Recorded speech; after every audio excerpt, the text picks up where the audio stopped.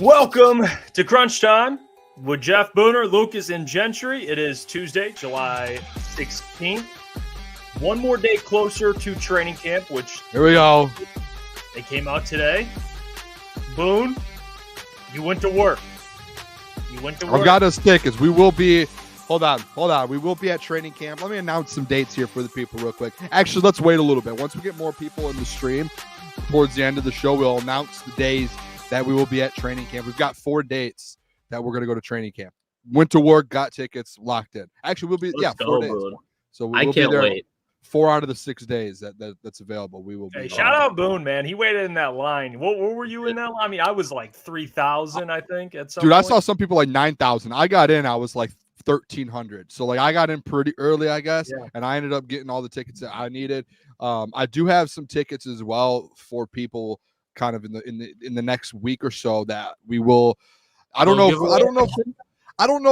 I was thinking about it. I don't know if I want to do a giveaway because they were free tickets. Like, I don't know if I want to do that to the people, but maybe throughout shows, like if there's like listeners in the next week or two that we know, hey, they need certain days or, they're looking to go and the day we're there and they just can't get tickets, then maybe I'll hand a couple tickets out here and there throughout the next 2 weeks. You know what they should do? They should send send a video submission into Crunch Time. Just send it into the main page on Twitter, and then send it in there. We'll judge the best video application. We'll get the tickets. Yeah, because I do have we obviously we have 4 of us on the show, so like multiple of us are able to go in and get tickets. So I do have a handful of like extra tickets that we got to be safe in case people we knew we needed to go or our listeners wanted to go. So I do have a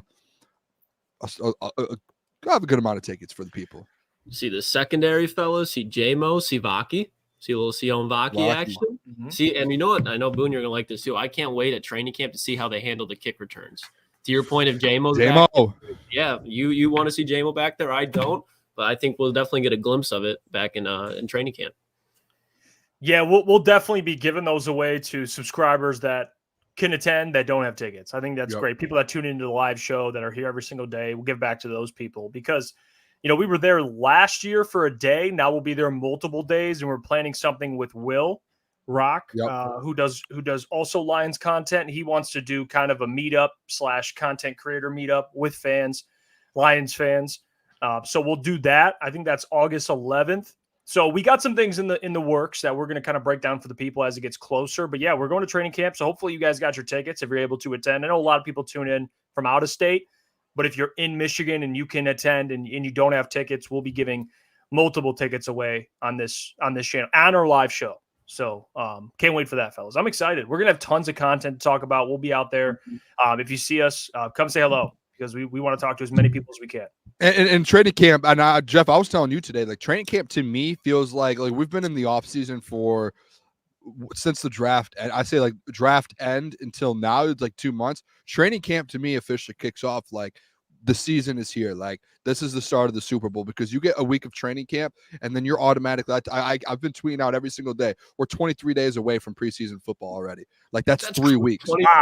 23 days today. So we're 3 weeks out. So like Thursday would be 3 weeks exactly, 21 days. So like we are right there. Like the off season is essentially it's over. Like next week might be the last week of the offseason because the week after it's training camp, and training camps when things get. So if you guys have been waiting like I have, I don't have my glasses around me. I'll get them by the end of the show. Boom. You guys have been waiting like I am.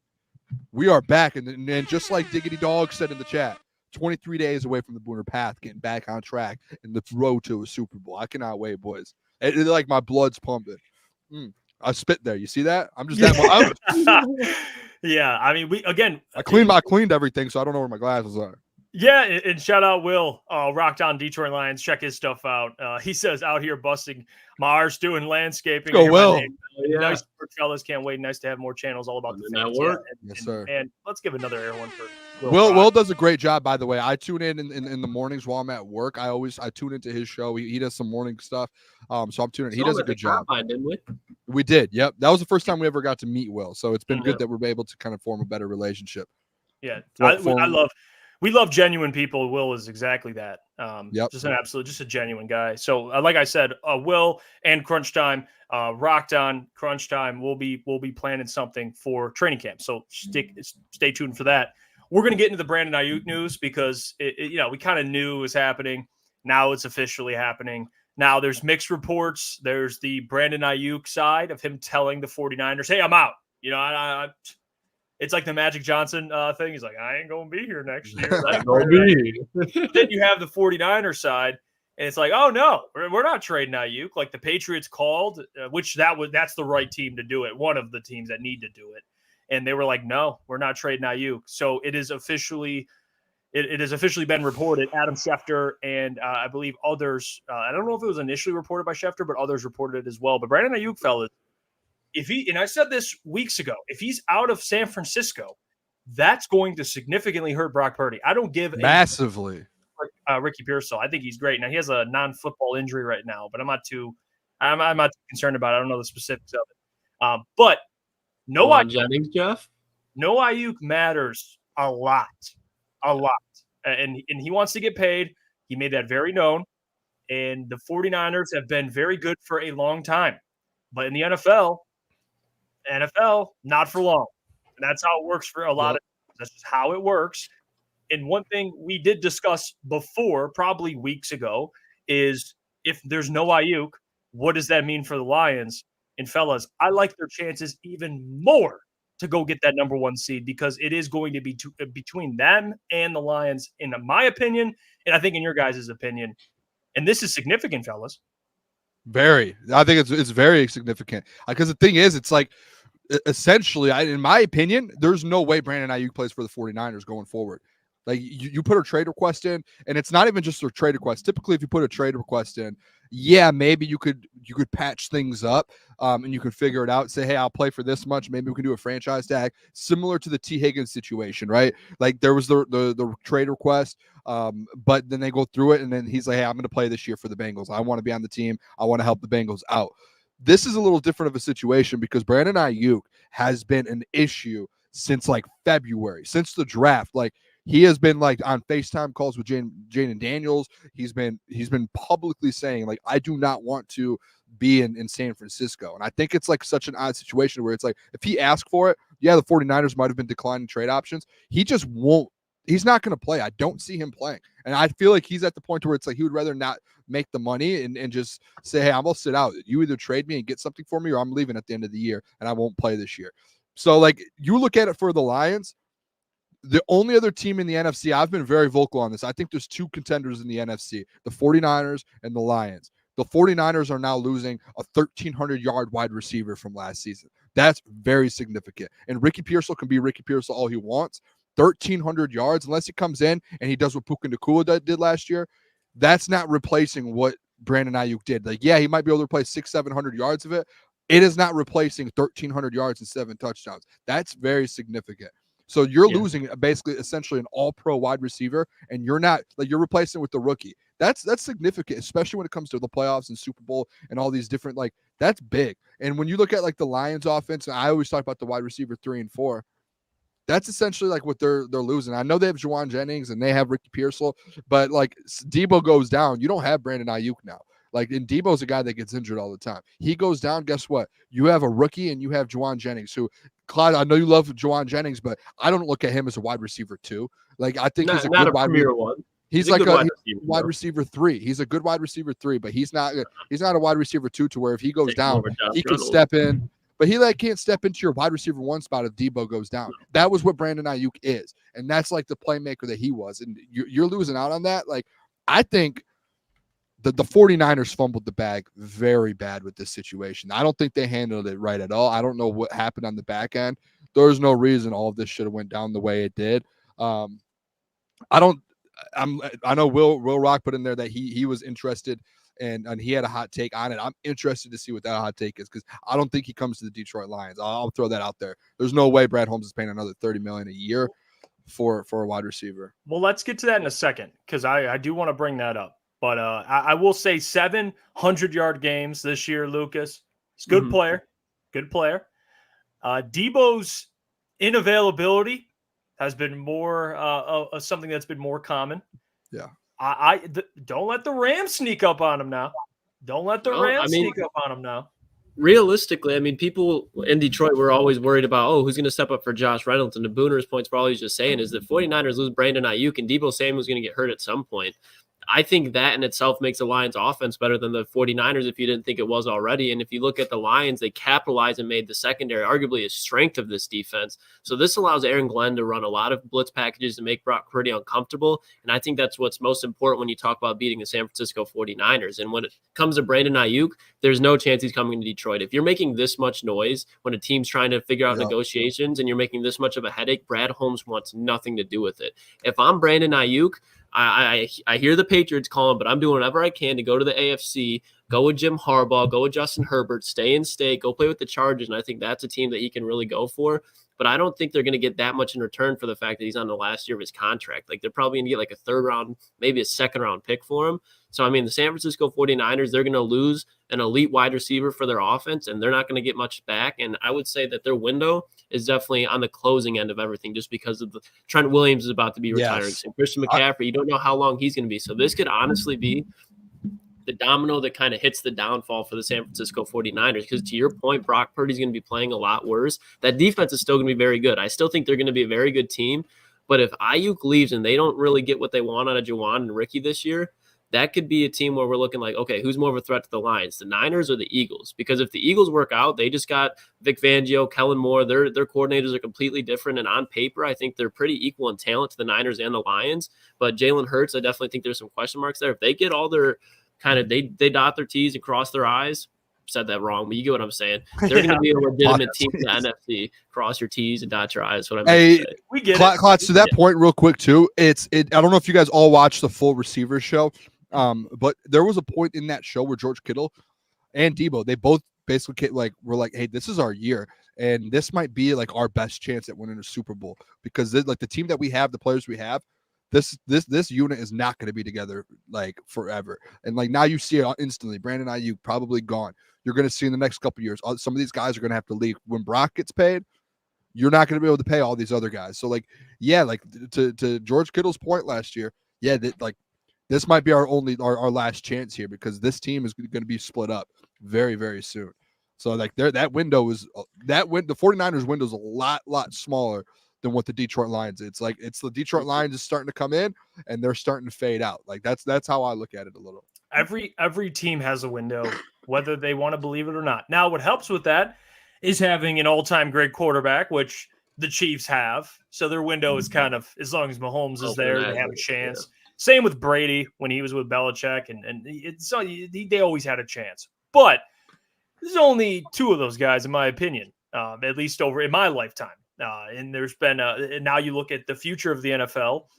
I don't think there's really. I mean, even Josh Allen, who you have more faith in, Booner. I don't think they'll be very good. But it's weird saying that we're debating how many wins they'll have when they have Josh Allen. Many would say is the second best quarterback. Like that kind of tells you no one would debate the Chiefs, even when they do have a down year. You're like, I still wouldn't play them in the playoffs. I mean, they could still make it all the way like they did last year. And they didn't have a great regular season and they still won a Super Bowl. So the 49ers are, they've been kind of dodging and, weaving this, the window kind of closing there, but now it's getting to that point. They're going to have to pay Brock Purdy, make him one of the highest paid quarterbacks.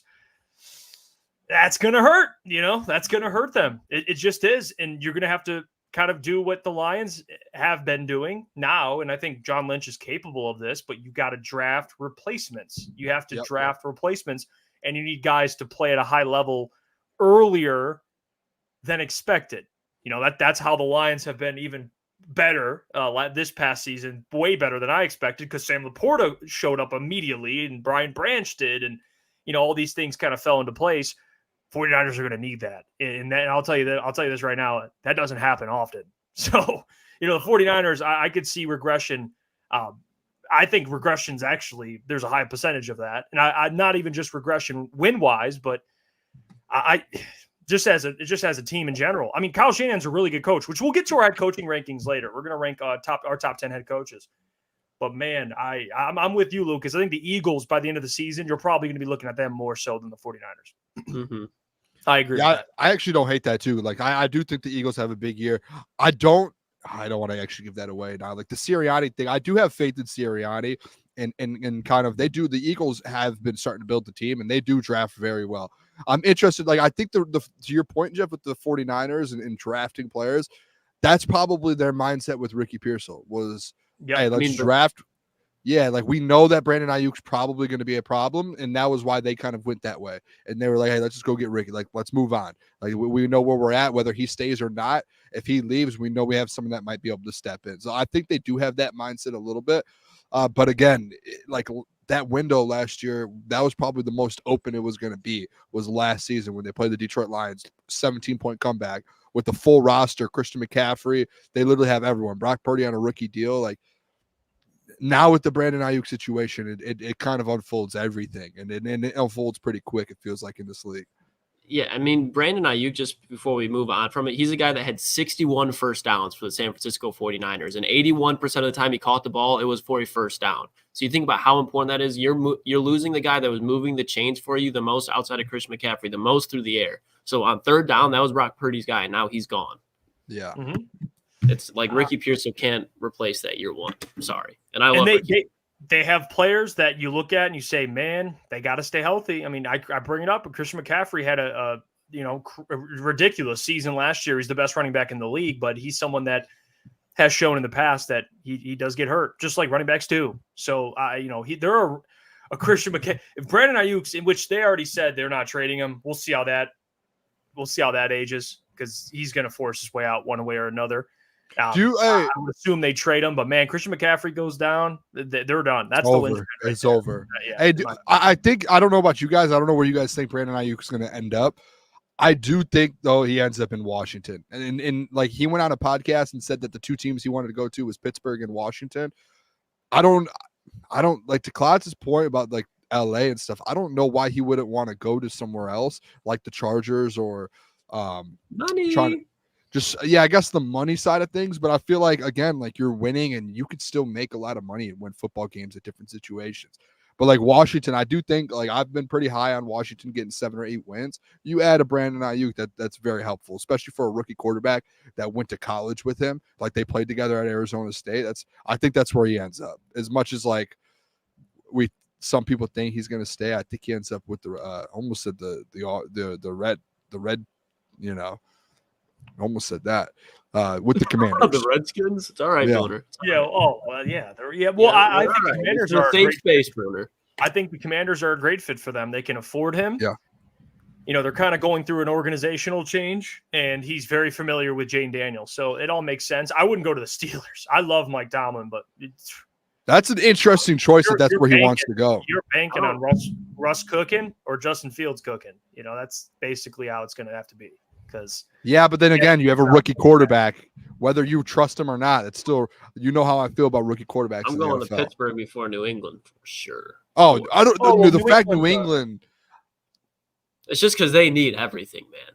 They need everything. I know they got Jalen Polk and they got Baker out of UCF. I know you guys love that duo, but Brandon Aiyuk, let that duo develop. Let it turn it into something. But yeah, Javon Baker's going to be really good. Him and they got your guy Polk. Jalen Polk. And I think Aiyuk. Yeah, but I like to fit there. I mean, I get it. Let them develop, but man, you have Drake May. They need a number 1 wide receiver. I'm curious. I think he will be traded. I think he'll be traded probably in the next month. Give it like training camp. We'll see how it unfolds. I think he's out of there. And the Lions, it's over there smiling. Now, when people talk, I'll bring this up now. He is not coming to the Detroit Lions. Zero.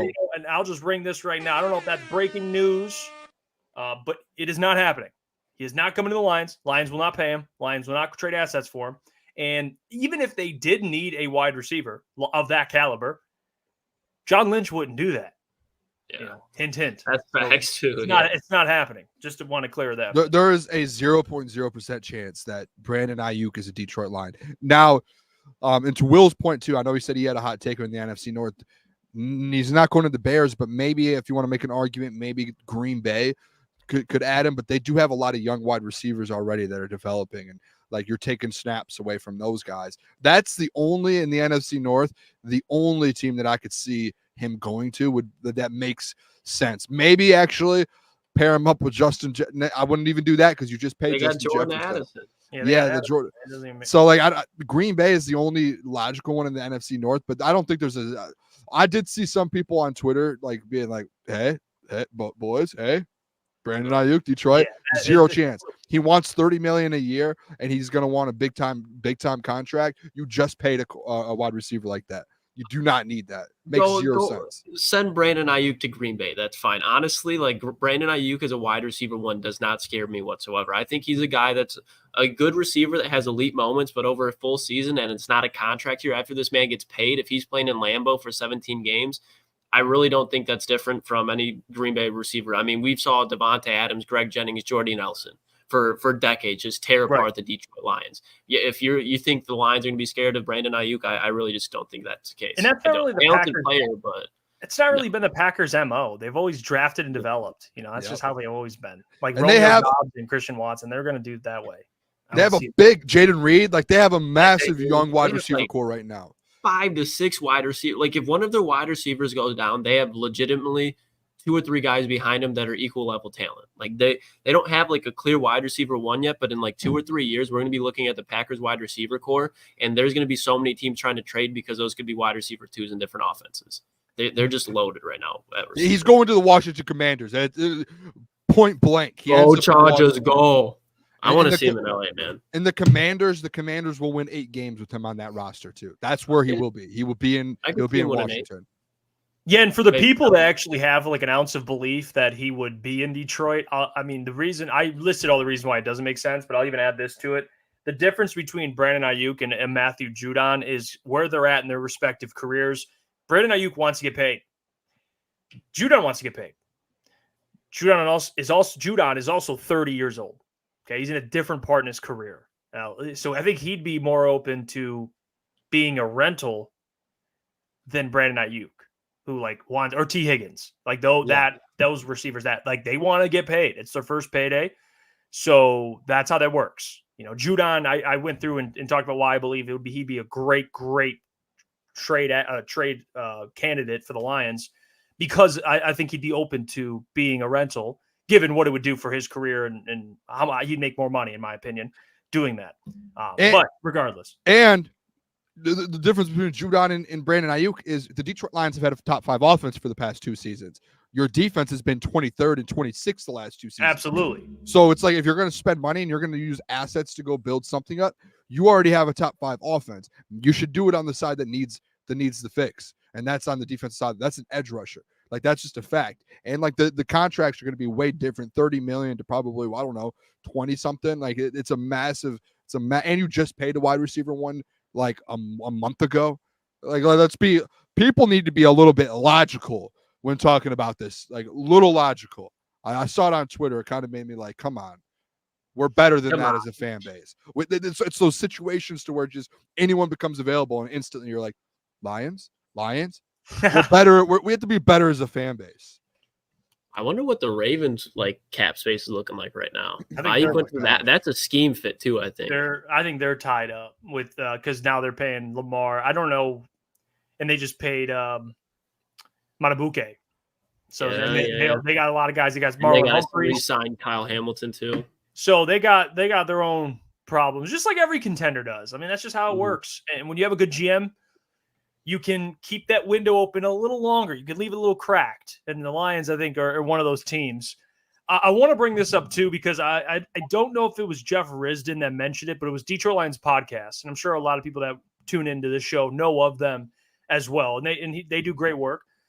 Jeff Risdon, I believe, I want to say, could be wrong on this, but he mentioned how DJ Reader, and this isn't anything we didn't know because we've talked about it before, but DJ Reader potentially not being available for the start of the season, dealing with that quad injury he's sustained, and he's still recovering. I don't think he won't be there at training camp.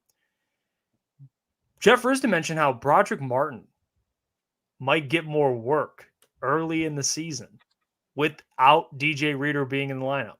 Because he would be the next man up. Yeah, I would say, who else are you going to put out there? You're going to put Makai Wingo out there right away? Brodric Martin. And then this video surfaced. And I'm just saying it's Brodric Martin propaganda. That's what it is. There's a narrative being created. I mean, look at this man. and just working. I mean, this is Brodric Martin, dude. This tugging a trailer. This man is ready to go with a quad on it. I mean, yeah. He's been hearing what I've been fucking saying. That's for damn sure. I mean, no, what it is he took my phone call and I said, hey, listen, I put my name on the line for you. You better show up and you better do something this year because the Booner name's on the line. The whole Booner path depends on Brodric Martin. No, that's not true. About. It's not true. Not the whole. No, path. Obviously, I'm talking about the name behind it, like the credibility. I put my name on the line for Brodric Martin. He better show up and show out. Realistically, boys, I mean, I know that I've been one that's been very harsh on Brodric and his development so far, and I don't think I've completely written him off, but I've definitely had a lot of doubts because I think what scarred me was seeing Tyson Alualu out there. That's when I was like, oh, shit, okay, there might be like a long development process here, but he went out, he lost a lot of weight, he's obviously locked in, and I think when you add a guy like DJ Reader to the locker room, that obviously is going to wake Brodric up a little bit and be like, okay, they really, like, if I'm not producing this year, next year, they're going to move off of me, regardless of how high Brad was on my intangibles. So seeing him really take it serious, if he goes out there and he's just able to hold his own, I think that's huge against a team like the LA Rams week 1, and then who do they have week 2? I can't think off the top of my head. Week 2? The Seahawks? It's usually early on. I don't think it is the Seahawks. So either way, week 2, you got to be stepping up early on in the season because as small as it seems, like week 1 and 2, those matter. The Bucks. So that's another very talented team, especially an NFC team right there with the Bucks and the Rams. Those games are going to matter very much when you talk about playoff race. So he just needs to go in there and hold his own. If he does, prove me wrong, I'll be more than happy. I think he has a chance, but I need to see it first. What needs to happen is if he's going to have this opportunity with DJ Reader out, it's crazy. We're talking in July, DJ Reader potentially already out to start the season. Wild, first of all.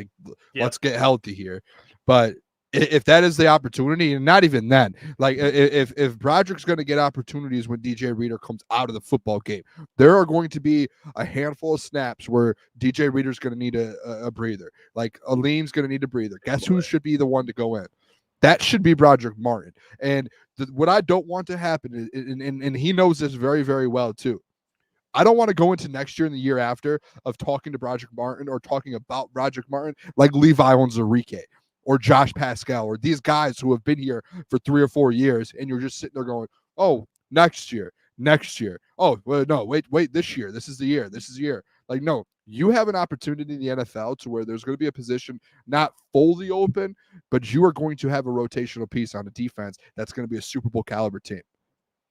If I had an opportunity like that, if we had an opportunity to get sponsored and do what Pat McAfee's doing on ESPN and we go on there and absolutely blow it, that's like Brodric Martin going into like having this opportunity in the NFL to where it's, hey, I am now the third man up. I'm now the rotational piece. They are giving me this opportunity. And you know what? From the sights of it, boys, like he's gotten in shape. He got a chef and he's eating right and he's worked. You see how he looks there. You saw how he looks at OTAs and how they're talking about him at OTAs. He is living up to what he was supposed to live up to. Like all of the hype that Brad Holmes drafted him for, that's it. But I'll tell you, that man better not fail. He better not go out there and fail. You're right, Boone. But what do you guys think this means for Levi? If Brodric going out there, I mean, this is the guy that was drafted after you. He's much more of a project. I mean, Levi was a guy that they looked at that could start year 1. Obviously got hurt and haven't been able to climb that hill. But if Brodric goes out there in camp, you have Mekhi Wingo. What is the use of holding on to Levi Onwuzurike when you can go add depth to either wide receiver room, offensive tackle, or defensive end? Because they list Levi as an end right now. Sometimes I don't think he's going to be out there on the edge, but I think Levi off a back injury, that's the last place he should be. He's probably on cut watch. I mean, depending on how he looks in training camp, which we will be able to see that. I think he's probably going to be the odd one out because true nose tackle, Brodric's right there. So that's why he would be the perfect candidate to especially with how he's been working hard, how hard he's been working to fill in for DJ Reader. But it's like the cheesy quote we all know, right? Hard work beats talent when talent fails to work hard. He's not the most talented, maybe not physically. He's not the most physically gifted, even though he is big and tall. But there was a lot of work that needed to be done with his development. But I'll give him credit. He's been busting his ass. I mean, he's been giving it all he has, transforming his body.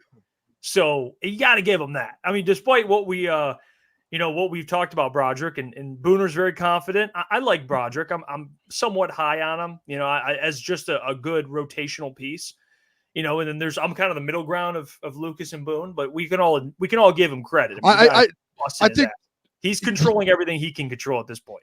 He is, but there is a reason that a guy like, if you guys, okay, let's do this exercise here real quick. Are you guys ready? Let's do it. Why? Let's look at the Brad Holmes draft picks. How confident we are in all of them. Amon-Ra St. Brown, 4th round pick, right? Kirby Joseph, where was he, guys? 3rd. All right. How many 2nd round picks have worked out? I mean, but before we do that, Boone. There are some misses. But the only misses on Brad's resume are the defensive tackles right now. Name them. Josh Pascal is definitely not a hit. 2nd round. Okay. Levi, 2nd round. Brodric Martin, 3rd round. Okay, well, no, that's where I want you to stop right there. You only named Levi Onwuzurike and Josh Pascal. Those are the two guys. Are the ones he's drafted, though. Okay, but like Brodric, if let's take his sample size through every single position group and everyone he's drafted since he's been in the Detroit Lions GM. Majority of those guys have worked out and they have developed in 2 or 3 years. Prime example, Ife Melifonwu, then just Levi and Josh Pascal.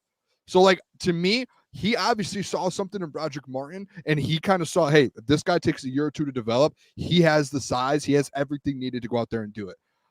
Brad Holmes is still out there hitting on a ton of picks. So you can't just take those first 2 defensive linemen and be like, all right, if he drafted 10 defensive linemen and 8 of them were misses, then I'd be like, okay, now we can talk about this. Let's have this conversation.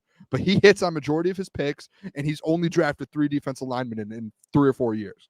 So it's hard to say that, but I do think, like, let's in this exercise, let's take his sample size and see how some of these guys have developed when they've been put in positions to be successful, when they've taken the right time to develop. They typically work out. Like, Brad typically doesn't miss on guys like that. Like, yeah, with Levi and Josh, like, yeah, those are guys, but guess what? Those were guys that got drafted injury situations too. Brodric wasn't injured. He's just he's got the size, he has everything needed. Let that man develop and let that man get out there. I think it's a completely different situation. Okay. Yeah, you watch I don't hate it. Pascal slander, right? No, and I don't want to great, like when you look at Brad Holmes' resume and the hits that he's had, you can definitely say that Josh Pascal does not compare to most of the hits that Brad has. I'd say that Josh Pascal is probably just in the middle of that tier because he has had some good moments, made a play in the NFC Championship game, and I think you can see the intangibles there. It's just he's got to be able to polish his game together, and I don't think right off Josh Pascal at all. I think it's another reason why you can boot Levi Onwuzurike off this roster. But, I mean, I get what you're saying, Boone. It's just sometimes I think that everybody's going to have their weaknesses regardless of who it is, like, and what it is. And right now, I think it's hard to say that through the draft, drafting interior defensive tackle is not Brad Holmes' strength right now. I would say that's probably his weakness. He doesn't have many, but so far, like on the edge, I mean, you got Aiden Hutchinson, you found James Houston in the 6th round. Like, I'm not really worried about that. But interior defensive line, I think right now it could be a question mark for Brad Holmes drafting. Could it turn around? Absolutely. But most of the players that hit for Brad Holmes, usually they're playing right away and they're developing. I think the only project that's really worked so far is Ife, and he switched positions.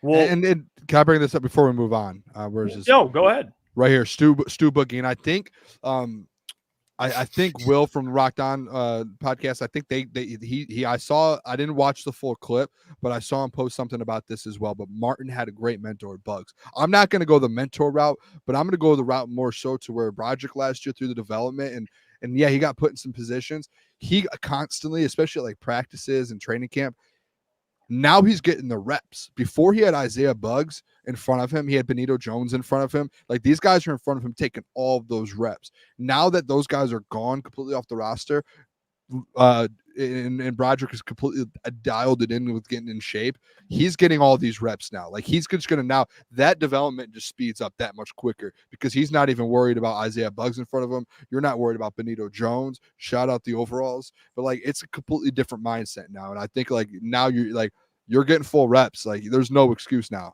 It's time to go in and dominate if you have the chances. What about this? Wilson says Levi and Pascal were dealing with injuries, not talent issues. Well, at the end of the day, if you're drafting a player off injuries and you know he's injured, I think, and you're taking a risk, like that's still, you got to have accountability for it. I'm not saying like Brad Holmes is a bad GM. Like Brad Holmes is a top 3 GM in this league. But I think if you look at every GM, there's going to be positions that they hit on more often than not. And the one that he's hit or not hit on more often than not is defensive tackles. I understand Aleem I'm not forgetting about Aleem. That's why I'm not acting like Brad Holmes can't draft defensive tackles. But I think if you look at Aleem, that's been his best defensive tackle that he's drafted.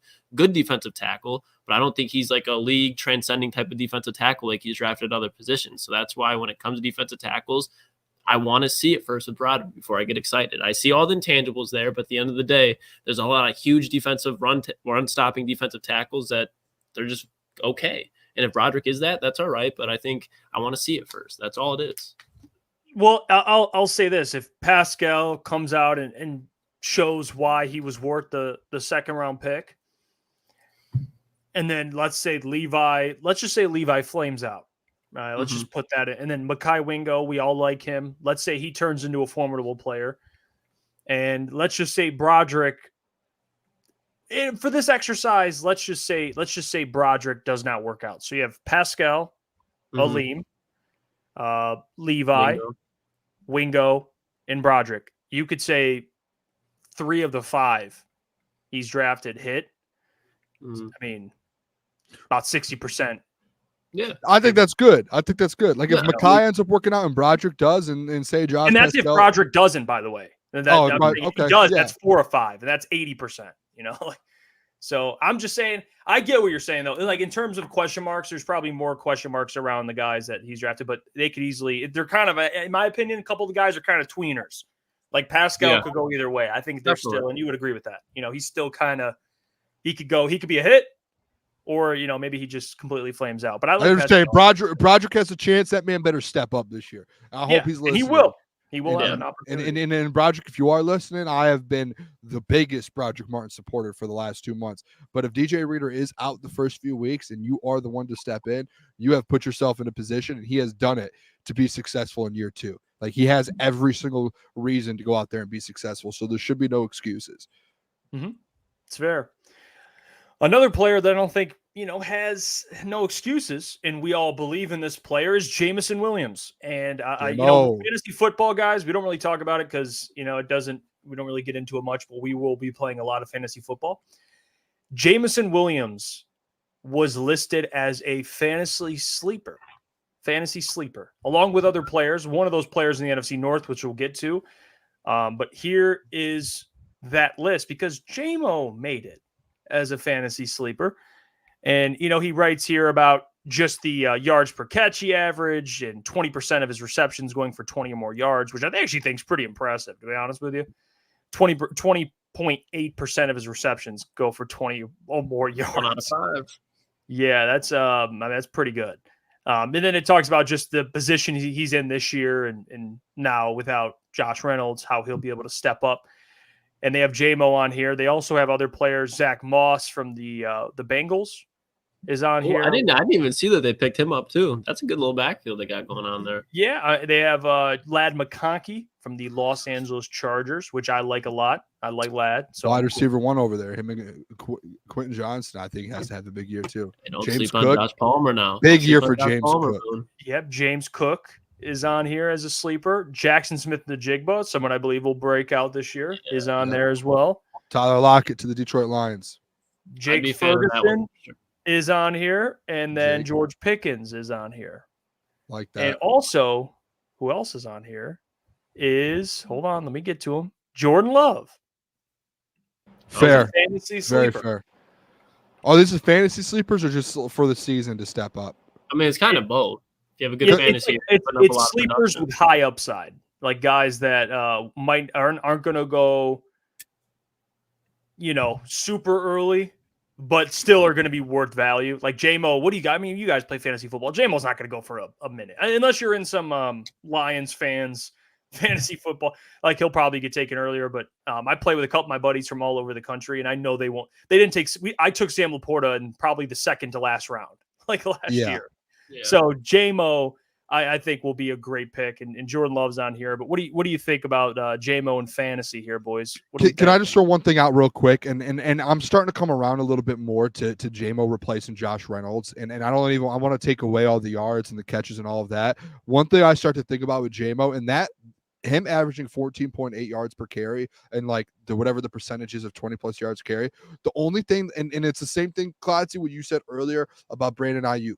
The thing Josh Reynolds was like extremely good at, that man caught every single first, like if it was 3rd and 15, I knew who was getting the ball. Josh Reynolds was catching a 17-yard pass for a first down every single time. He had literally a streak for the first like 12 games or 15. I don't even know what it was. He had like his first like 40 catches of the year were either for a first down or a touchdown. Like it's something insane. I think the more you come around to it, take away the yards and stats and all of that. What Jameson Williams is going to be really good at is he is so fast. He's going to be able to get open and he's going to run this, put him in the same similar situations as you put Josh Reynolds in last year. Jameson Williams is going to get himself way more open than Josh Reynolds was able to. He's got the speed. He's got everything else to it. So when you're going to start looking at who's going to catch those first down passes on 3rd down that you need to go get a first down, or those 20, 30-yard catches in those little zones, those little spots, that's going to be Jameson Williams. Like Jameson Williams is going to kind of take that spot to where those 20-plus yard passes that Josh Reynolds was getting, those first down catches, Jameson Williams, I don't care if he goes out there and gets 900 yards. Just go out there and take that production that Josh Reynolds, the reliability on 3rd and 12, 3rd and long, 3rd and 8, that you have Josh Reynolds wide open every single time. That's what Jameson Williams needs to do. Like, I'm starting to wrap my head around that a little bit more. Like, I do not care about the yards. I care about replacing that like factor of Josh Reynolds on the field, knowing that you have that safety blanket for Jared Goff. Because that's way more like, you know, that's big time to have a guy like that you trust like that. Well, Boone, I'm not going to say that I don't like the idea of what you're saying, but I don't think, in my opinion, Jameson Williams is going to be the guy you want to go to on 3rd down. One, because I don't think him and Goff have the best chemistry out of the receiver that they have. And I just don't think he's that type of wide receiver. We hear Dan Campbell spoke earlier last season saying that he's never going to be a guy that has great hands. I think when you look at Sam Laporta, Amon-Ra St. Brown, those are going to be the guys that you go at 3rd down. But when you look at Jameson Williams, I think because you have those two people on the field, he's going to be forgotten about. And when you talk about setting up 3rd downs, not even having to get 3rd down on 2nd down, getting a 1st down, I think that's where Jameson Williams has to be called on, and that's where he's got to really step up. He's going to be a guy that I think is going to get targeted probably like 5 to 6 times a game. I think he needs to catch the ball at least 4 times. He's not going to catch every ball, and if you expect him to, you're just going to be mad. But that's not his style. That's not how he plays the game. Deshaun Jackson was not catching every ball, and that's who Jameson Williams at his ceiling is comp to. So if you want him to go out there and catch 80 passes for 900 yards and 8 touchdowns, I don't think he's that guy. But Jameson Williams is definitely going to be a guy for fantasy-wise. I think will be a great flex option. I think he's going to go out there and catch 60 passes. He's not going to be consistent week-to-week production-wise, I think, for you in fantasy. But as far as just a guy that you can plug and play when you know he has a good matchup, a team that's got a weak secondary that's going to be focusing on Amon-Ra, those are the weeks that Jameson Williams, he needs to go get 100 yards in those games. It doesn't have to be in 6 catches either. Like, as long as when his number is called on, he's producing down the field, and when they call on him on 3rd down, to your point, Booner, not every time go to him, but when they go to him, catch the ball. And he showed later in the season that he's able to do that, especially in the red zone. So I think Jameson Williams, he's going to be a good flex option in fantasy, but I just don't know if I'm on the 3rd down thing with you, Booner. I think that'd be nice, but I don't think that's the guy. Well, I mean, you have to like understand, I'm not saying like, oh, every 3rd down give Jameson. Well, yeah, but that's another option. But my point Yeah. is, like, that's another option on 3rd down. Like in the red zone and 3rd down, like, yeah, Amon-Ra St. Brown's the best. He has the best hands in the league. Like, and Sam I know Laporta, that. yeah. Sam Laporta has some of the best hands as a tight end. Like, I know that. That was the same situation last year. But what the situation comes down to is, guess what, on 3rd down, the defenses are going to be worried about, just like last year. Amon-Ra St. Brown, Sam Laporta, Jahmyr Gibbs out of the backfield. That's what they're looking at 3rd down. Okay, where's our 4th option? Who's our 3rd and 4th option? Jameson Williams. You're going to be open. Make the play. And that's where it's like, I'm not saying he's going to do it, but guess what? My expectation has changed. I don't care if he gets 1,000 yards, but guess what? You have the number 2 tight end in the NFL, and you have a top 5 wide receiver in the NFL. Defenses are going to be all over there. You are going to be wide open in 3rd downs. You're going to be wide open for touchdowns a lot, just like Josh Reynolds was. People forgot about Josh Reynolds throughout the year. Coverages broke down, and he was wide open because they were worried on these other guys. I'm not saying he's going to do it, Klotzy, but he's going to have to step up, and he's good. Like, yeah, he might not have the best hands. He's going to have to figure out a way to catch these passes because that's going to be needed of him. Like, he's going to be wide open on plays because of the offense he's on. And you have, like, he needs to make those Josh Reynolds plays. Like, that's the role he's technically filling, is like, hey, you're that third option because we have so many great options on this team. Like, that's my mindset with it. It's not like you need to rely on him to be the number one option on third downs. No, it's, hey, you have all these weapons. He's going to be an option that's majority wide, more open than these other guys because of the defenses. Like, they're going to be locked into those guys. Yeah, I mean, we can, just like Dan always says, and he said this before, that they are now the hunted. We all understand. I think now Amon-Ra St. Brown is the hunted. You know, they know Amon-Ra St. Brown's one of the best receivers in the National Football League. So he's not really sneaking up on anybody. Same with Sam Laporta. So those guys are going to get a lot of defensive attention along with this run game. So Jameson's going to have plenty of one-on-one coverage. There's going to be times where, you know, safeties or you know, most of the time they're going to be focused on JMO because of his explosive, you know, big play ability. But there'll be some slippages in coverage where his number's going to be called to make big plays. And, you know, in this offense, we know how Ben Johnson designs it and how Jared Goff executes it. It's, hey, we have a lot of people we got to get the ball to. So they got a lot of mouths to feed. They're going to spread the ball around. But JMO's going to get plenty of opportunities. I think enough to double his production from this past season. That's what I said before. I think 600 should be the floor. 600-700 should be the floor for JMO. But here's the thing I want to bring up. And I saw this on receiver. I don't know if you guys caught this, but it really stuck out to me when Amon-Ra St. Brown said, you know, they talked about him catching 202 balls after practice. You guys remember this? And he said, they asked him about players participating with him. And he said, yeah, there's days where maybe someone follows. He goes, I don't lead vote. Or no, sorry. He said that in the pivot. Excuse me. Yep. Pivot. I was going to correct you, but I was going to let you finish. No, excuse me. And the pivot, the interview, he said, you know, I'm a different type of leader. I'm not always leading vocally. I'll lead with my actions. If you have a question, you can come and ask me. And there's probably times where players like Khalif Raymond started doing it. And I'm sure I wonder if JMO did it, but they'll come to Amon-Ra and be like, can I catch some footballs on the jugs machine with you? And he said that there'll be times where guys will do it and then not show up. And he's like, I'm still working. Like, I don't really care if you're there or not. I don't think that was that. I get what you're saying because I saw people put out there. I don't think that was that. Because JMO, I did remember last year on the night show that I was doing, there were people who were going at JMO a little bit. And I heard conversations within his circle that Jameson Williams went out and when he was suspended, got a jugs machine for his house, and he was working on the jugs machine at home. Like, I don't think that was JMO. I think a lot of guys do that essentially, where there's people like, hey, yeah, I'm gonna come do this, and like, hey, let's do this, and you have this plan. It's like you do it for a week, and then it's like you and it's like you don't ingrain it. I really hope that, you know, he's at home putting some work in on the jugs machine. I'm sure he is. I don't know. So. I don't know him personally. But for a guy that was kind of publicly called out by Dan Campbell, and I think rightfully so, for not, you know, he's not going to have the best hands. Shouldn't that, like, you know, just push a button for you to just like lock in? Like, shouldn't, you know, you're a first round pick. You're the in that wide receiver room. He's the highest pick by far. I mean, he is a 12th overall pick. Yeah, 12th overall pick. There is maybe it's partially just a you know, lack of maturity, and that's okay. You know, guys are coming to the league as, you know, 22-year-olds, and people probably, you know, Amon-Ra very mature coming in. But I do wonder. I think he's got all the talent in the world, and I think that's going to get him far. But I do wonder, like, you know, when you have a guy like Amon-Ra St. Brown, I would follow that man around. I mean, just follow him around. I mean, JMO has so much potential, like just God-given ability. And in college, it probably is just easy because you're just better than everybody. But then you get to the NFL and it's like, you know, these guys have all God-given abilities. Now you're running with corners that have God-given abilities too, you know? Yeah, and you're not like Jameson Williams was probably the best player on his team at all times. And Jameson Williams is probably not even, I wouldn't even say probably, he's not even the best wide receiver on his own team right now. So to your point, Jeff, that's definitely something that when you look at, you're like looking at it like, the fuck you doing, man? But at the end of the day, we can't see everything. But I think that's just something that when you see a guy like Amon-Ra, who's right now on a Hall of Fame type of career pace, that's something that you're looking at your 12th overall pick and be like, if our 4th round pick's doing that, he just got re-signed. You don't ever hear Amon-Ra getting called out about anything in press conferences. So you look at that and you're like, okay, this is potentially a reason why Jameson Williams, when his contract's coming up, I mean, Dan said in a press conference, you don't think he's going to look at Jameson Williams when he wants money and be like, you're not a guy that we can depend on throwing the ball to and you catching it consistently. Like, no, we're not re-signing you for this money. So definitely something that we got to watch with Jameson Williams.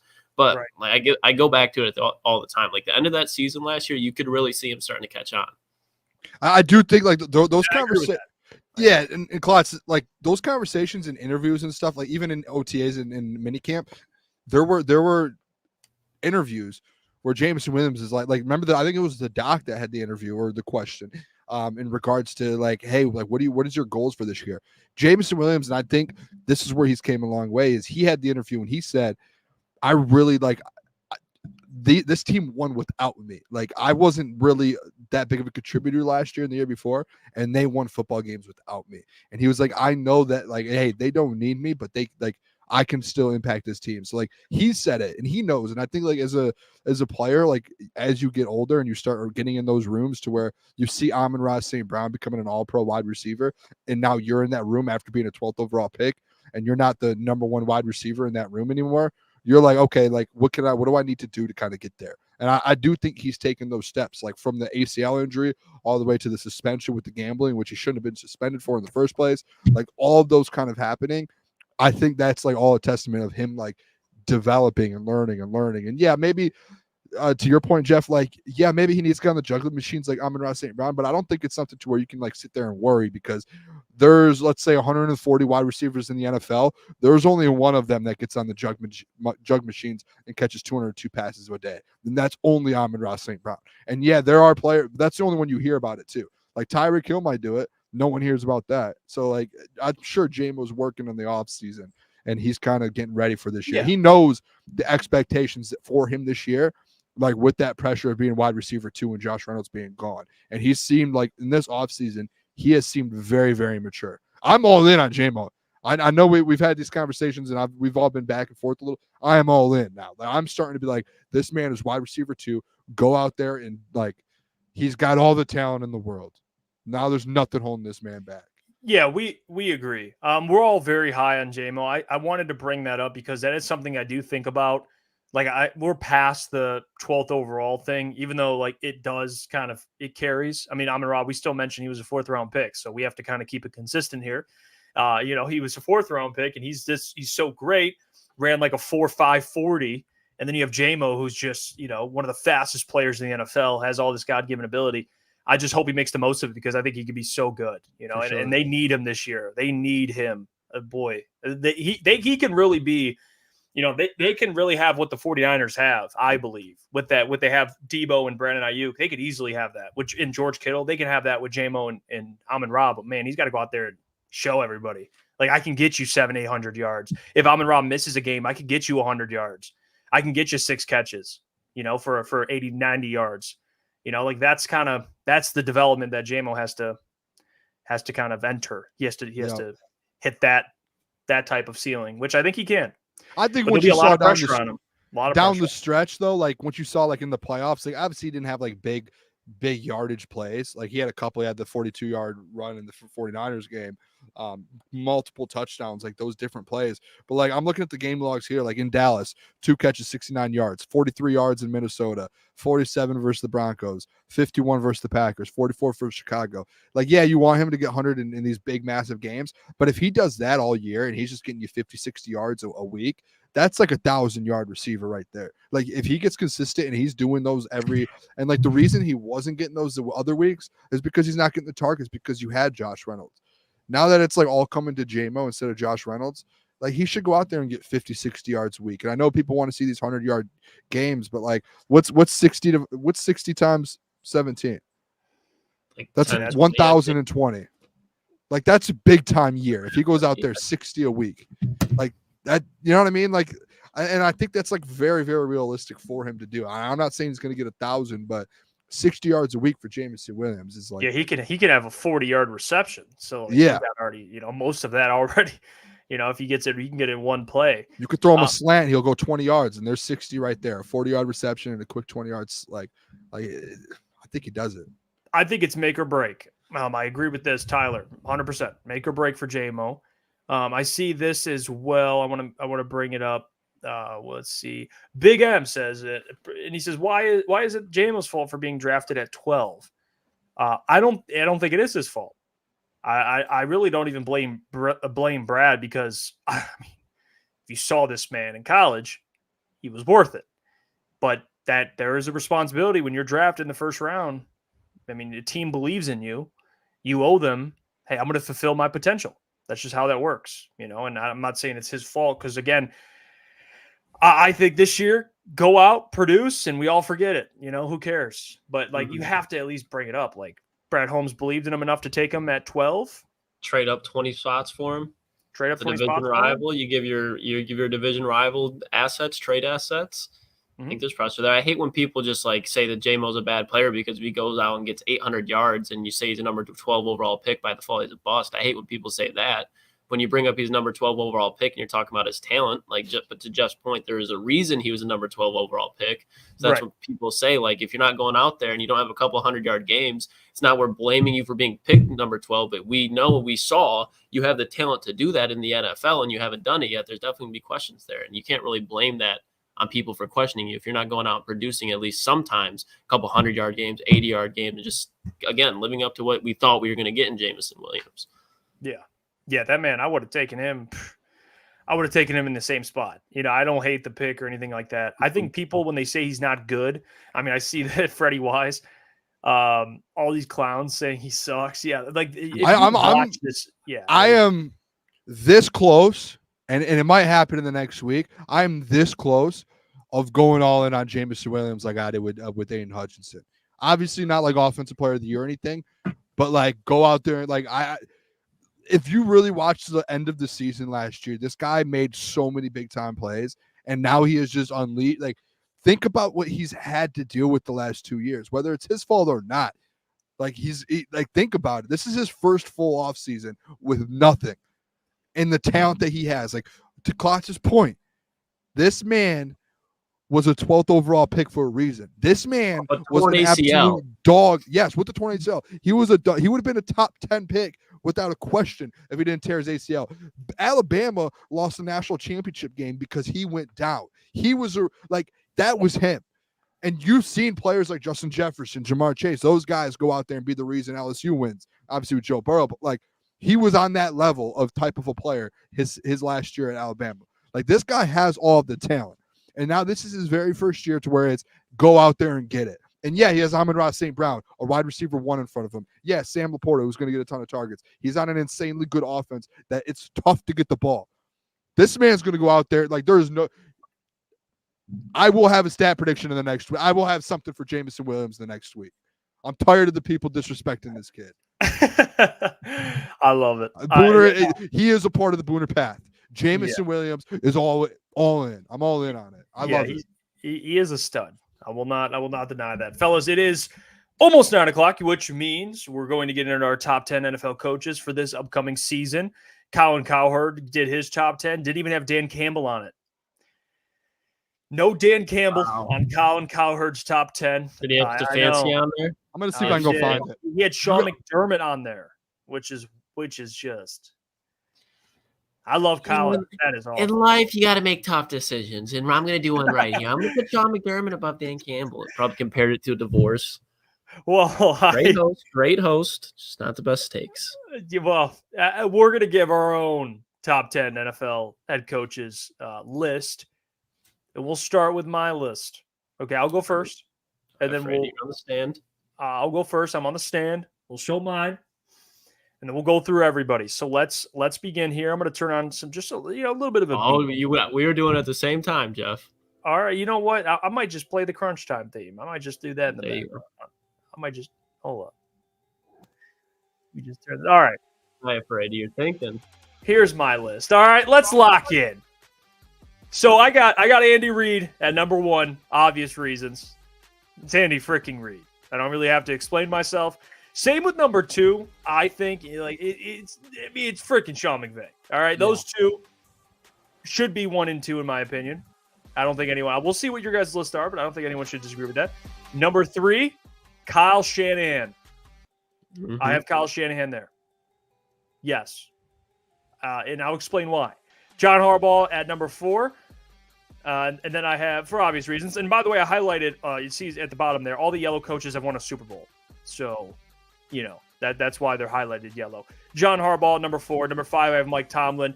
This was hard for me because Mike Tomlin, he's just a great coach. But, man, it's been rough. It's been rough for the Pittsburgh Steelers, even though they've overachieved. So I thought I'd still keep them in there. It's not just because he won a Super Bowl. It's because I still think, even in today's NFL, Mike Tomlin's a very good head coach. At number 6, I have Jim Harbaugh. Because Jim Harbaugh deserves to be there, even though he hasn't coached in the NFL in a little bit of time. Because in his sample size, NFC Championship games, Super Bowl appearance, you can't take away what he was in the NFL. And I think I'll say it again, and I've said it before, I think he's one of the best coaches in the world. I do. I think he's, just from college to the NFL, he's just a damn good coach. Number 7, I have Dan Campbell. Yes, he's 7 for me. I think he'll only continue to increase. I just think based on the sample size we have right now, I think he should be in the top 10. I don't think he cracks the top 5 for me yet. I think he still has to go out there and prove, make another NFC Championship game, make a Super Bowl. Like, that's something the guys in front of him just have over him. So, I'm going to leave him at 7. 8, I have Zach Taylor. Even though he made a Super Bowl, I think Dan Campbell's a better head coach. And for different reasons. I think players connect with him better. And I also have to weigh in hiring staff. And I think Dan Campbell's done a really good job of doing that. And even with a roster that wasn't very good, I think he overachieved, which I have to give him credit for that as well. And then number 9, I have Kevin O'Connell. Love it, Hefe. I love it. Yeah, I have Kevin O'Connell. I'm with you. I'm with your Klotz and Kevin O'Connell. I think he's an excellent head coach, one of the best up and coming head coaches, no doubt about it. Just needs an actual quarterback. I don't think he has it with J.J. McCarthy, but we shall see. And then at number 10, Matt LaFleur. He's at 10. I like Matt, but I just think you can't not mention the fact that he underachieved significantly with Aaron Rodgers. Like that, the NFC champ, they should have made a Super Bowl with Aaron. And then you have that game against the 49ers and how that looked, getting outscored by the 49ers special teams. Like it was a disaster. I think with Jordan Love, you'll see more of what Matt LaFleur can be, but we shall see. Right now he's 10. I think he could increase. But and I want to mention, too, one guy that I really struggled to put on this list, Shane Steichen. I almost put him in at 10 and then moved somebody out. I can't remember who it was. The fact that you guys are Shane Steichen over Mike McDonald. But that's my honorable mention. I'll yeah, but Mike, you could give one honorable mention to me. Save a Boone. Mike McDaniel should be. Mike McDaniel should be mentioned. Because I still got to give my take on it. I'm talking about him. He said he's honorable mention. What about Mike McDaniel? The Dolphins, one of the best offensive minded. And you're an offensive minded guy, Jeff. Like you say, like in the NFL, you need to have that offensive mind. Like Absolutely. Mike McDaniel is probably one of the best. Like he's up there with some of the best when it comes to calling plays and offensive mind. Look at him in the playoffs, and you look at Tyreek Hill, Jalen Waddle, Raheem Mostert. You look at that defense, and you still, when it comes to the biggest games, even when you're on the road, he has failed to consistently in the big games put on a proper game plan. I understand that he has Tua, but you look at the guys like Zach Taylor. You look at Kevin O'Connell. Who was Kevin O'Connell's quarterback late in the season? Nick Mullins, and he was absolutely how many playoff games has he won? He's won 0. He's been to the same amount of games as Mike McDaniels. And if you look at Mike McDaniel's situation, I would say Mike McDaniel is a great offensive coach. Well, when you look at just over, we'll save just put it on my list because we can just. That's what I'm saying. I wanted to save this because it's, because I'm trying to talk. I was trying to talk to Jeff about him talking about honorable mentions. You didn't even need to do. I didn't say you at all. Oh well, I was let's just talking to him. So then So this is why I was saying let's save it. So basically. My number 1, Andy Reid, you can't deny that. Sean McVay, and then I have Jim Harbaugh over Kyle Shanahan, or John Harbaugh over Kyle Shanahan, because I'm sorry. I understand Kyle Shanahan's had more recent success, but if you look at John Harbaugh since he stepped foot in Baltimore, 1, he has a Super Bowl, and 2, Baltimore has maybe had a season where they were like 8-8, and that was their lowest. So John Harbaugh, I think at this point in his career, is an underrated coach. I think at the style he's trying to play as a defensive head coach, and you have a quarterback like Lamar, that's hard to put together and actually win consistently with. And I think he's done a great job, especially with a revolving door OC. And so Kyle Shanahan, great head coach, great offensive mind. But kind of what we're saying about Matt LaFleur, like when it's like you have so many times where you can really get that moment. And Kyle Shanahan has gotten there so many times. But if Kyle Shanahan's in the AFC and he's got to go up against Mahomes, this man's probably not sniffing a Super Bowl. I'm sorry. I know there's a lot of coaches like that, but Kyle Shanahan is talked about in the tier of Andy Reid and Sean McVay. And I'm sorry, I just think there's a gap between them. It really, truly matters how you play.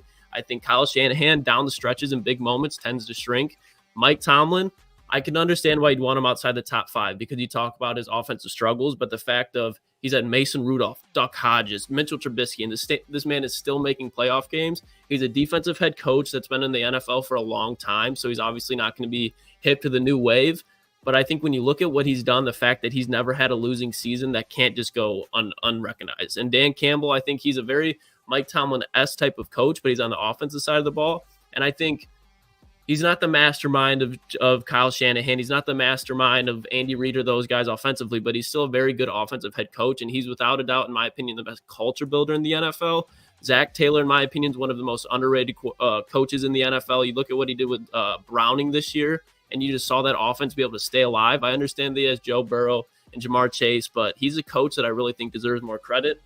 And I'm going to put Matt LaFleur higher than Jeff, and I'm surprised that I am, but I think he's another guy that has a lot of offensive promise, but as far as leading a locker room, I just don't know if he's that guy.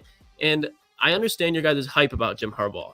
My only pushback and why I have him at 9 a little bit lower is because everything we were saying about Jim Harbaugh, we were saying about Sean Payton.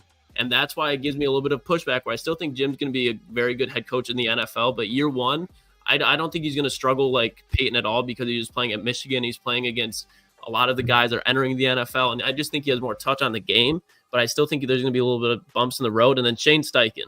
I understand that you can look at him in 1 year and be like, well, what has he done? It's not what Shane Steichen has done. It's what he's going to do. Shane Steichen, in my opinion, is a top 5 offensive mind.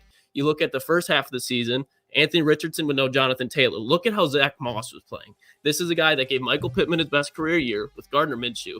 Zach Moss his best career with a rookie quarterback. And then Jonathan Taylor comes in and he's one of the better running backs in the NFL. And I think he's aware enough to put the right defense around him. And I think this is a guy that I was battling between him and Kevin O'Connell.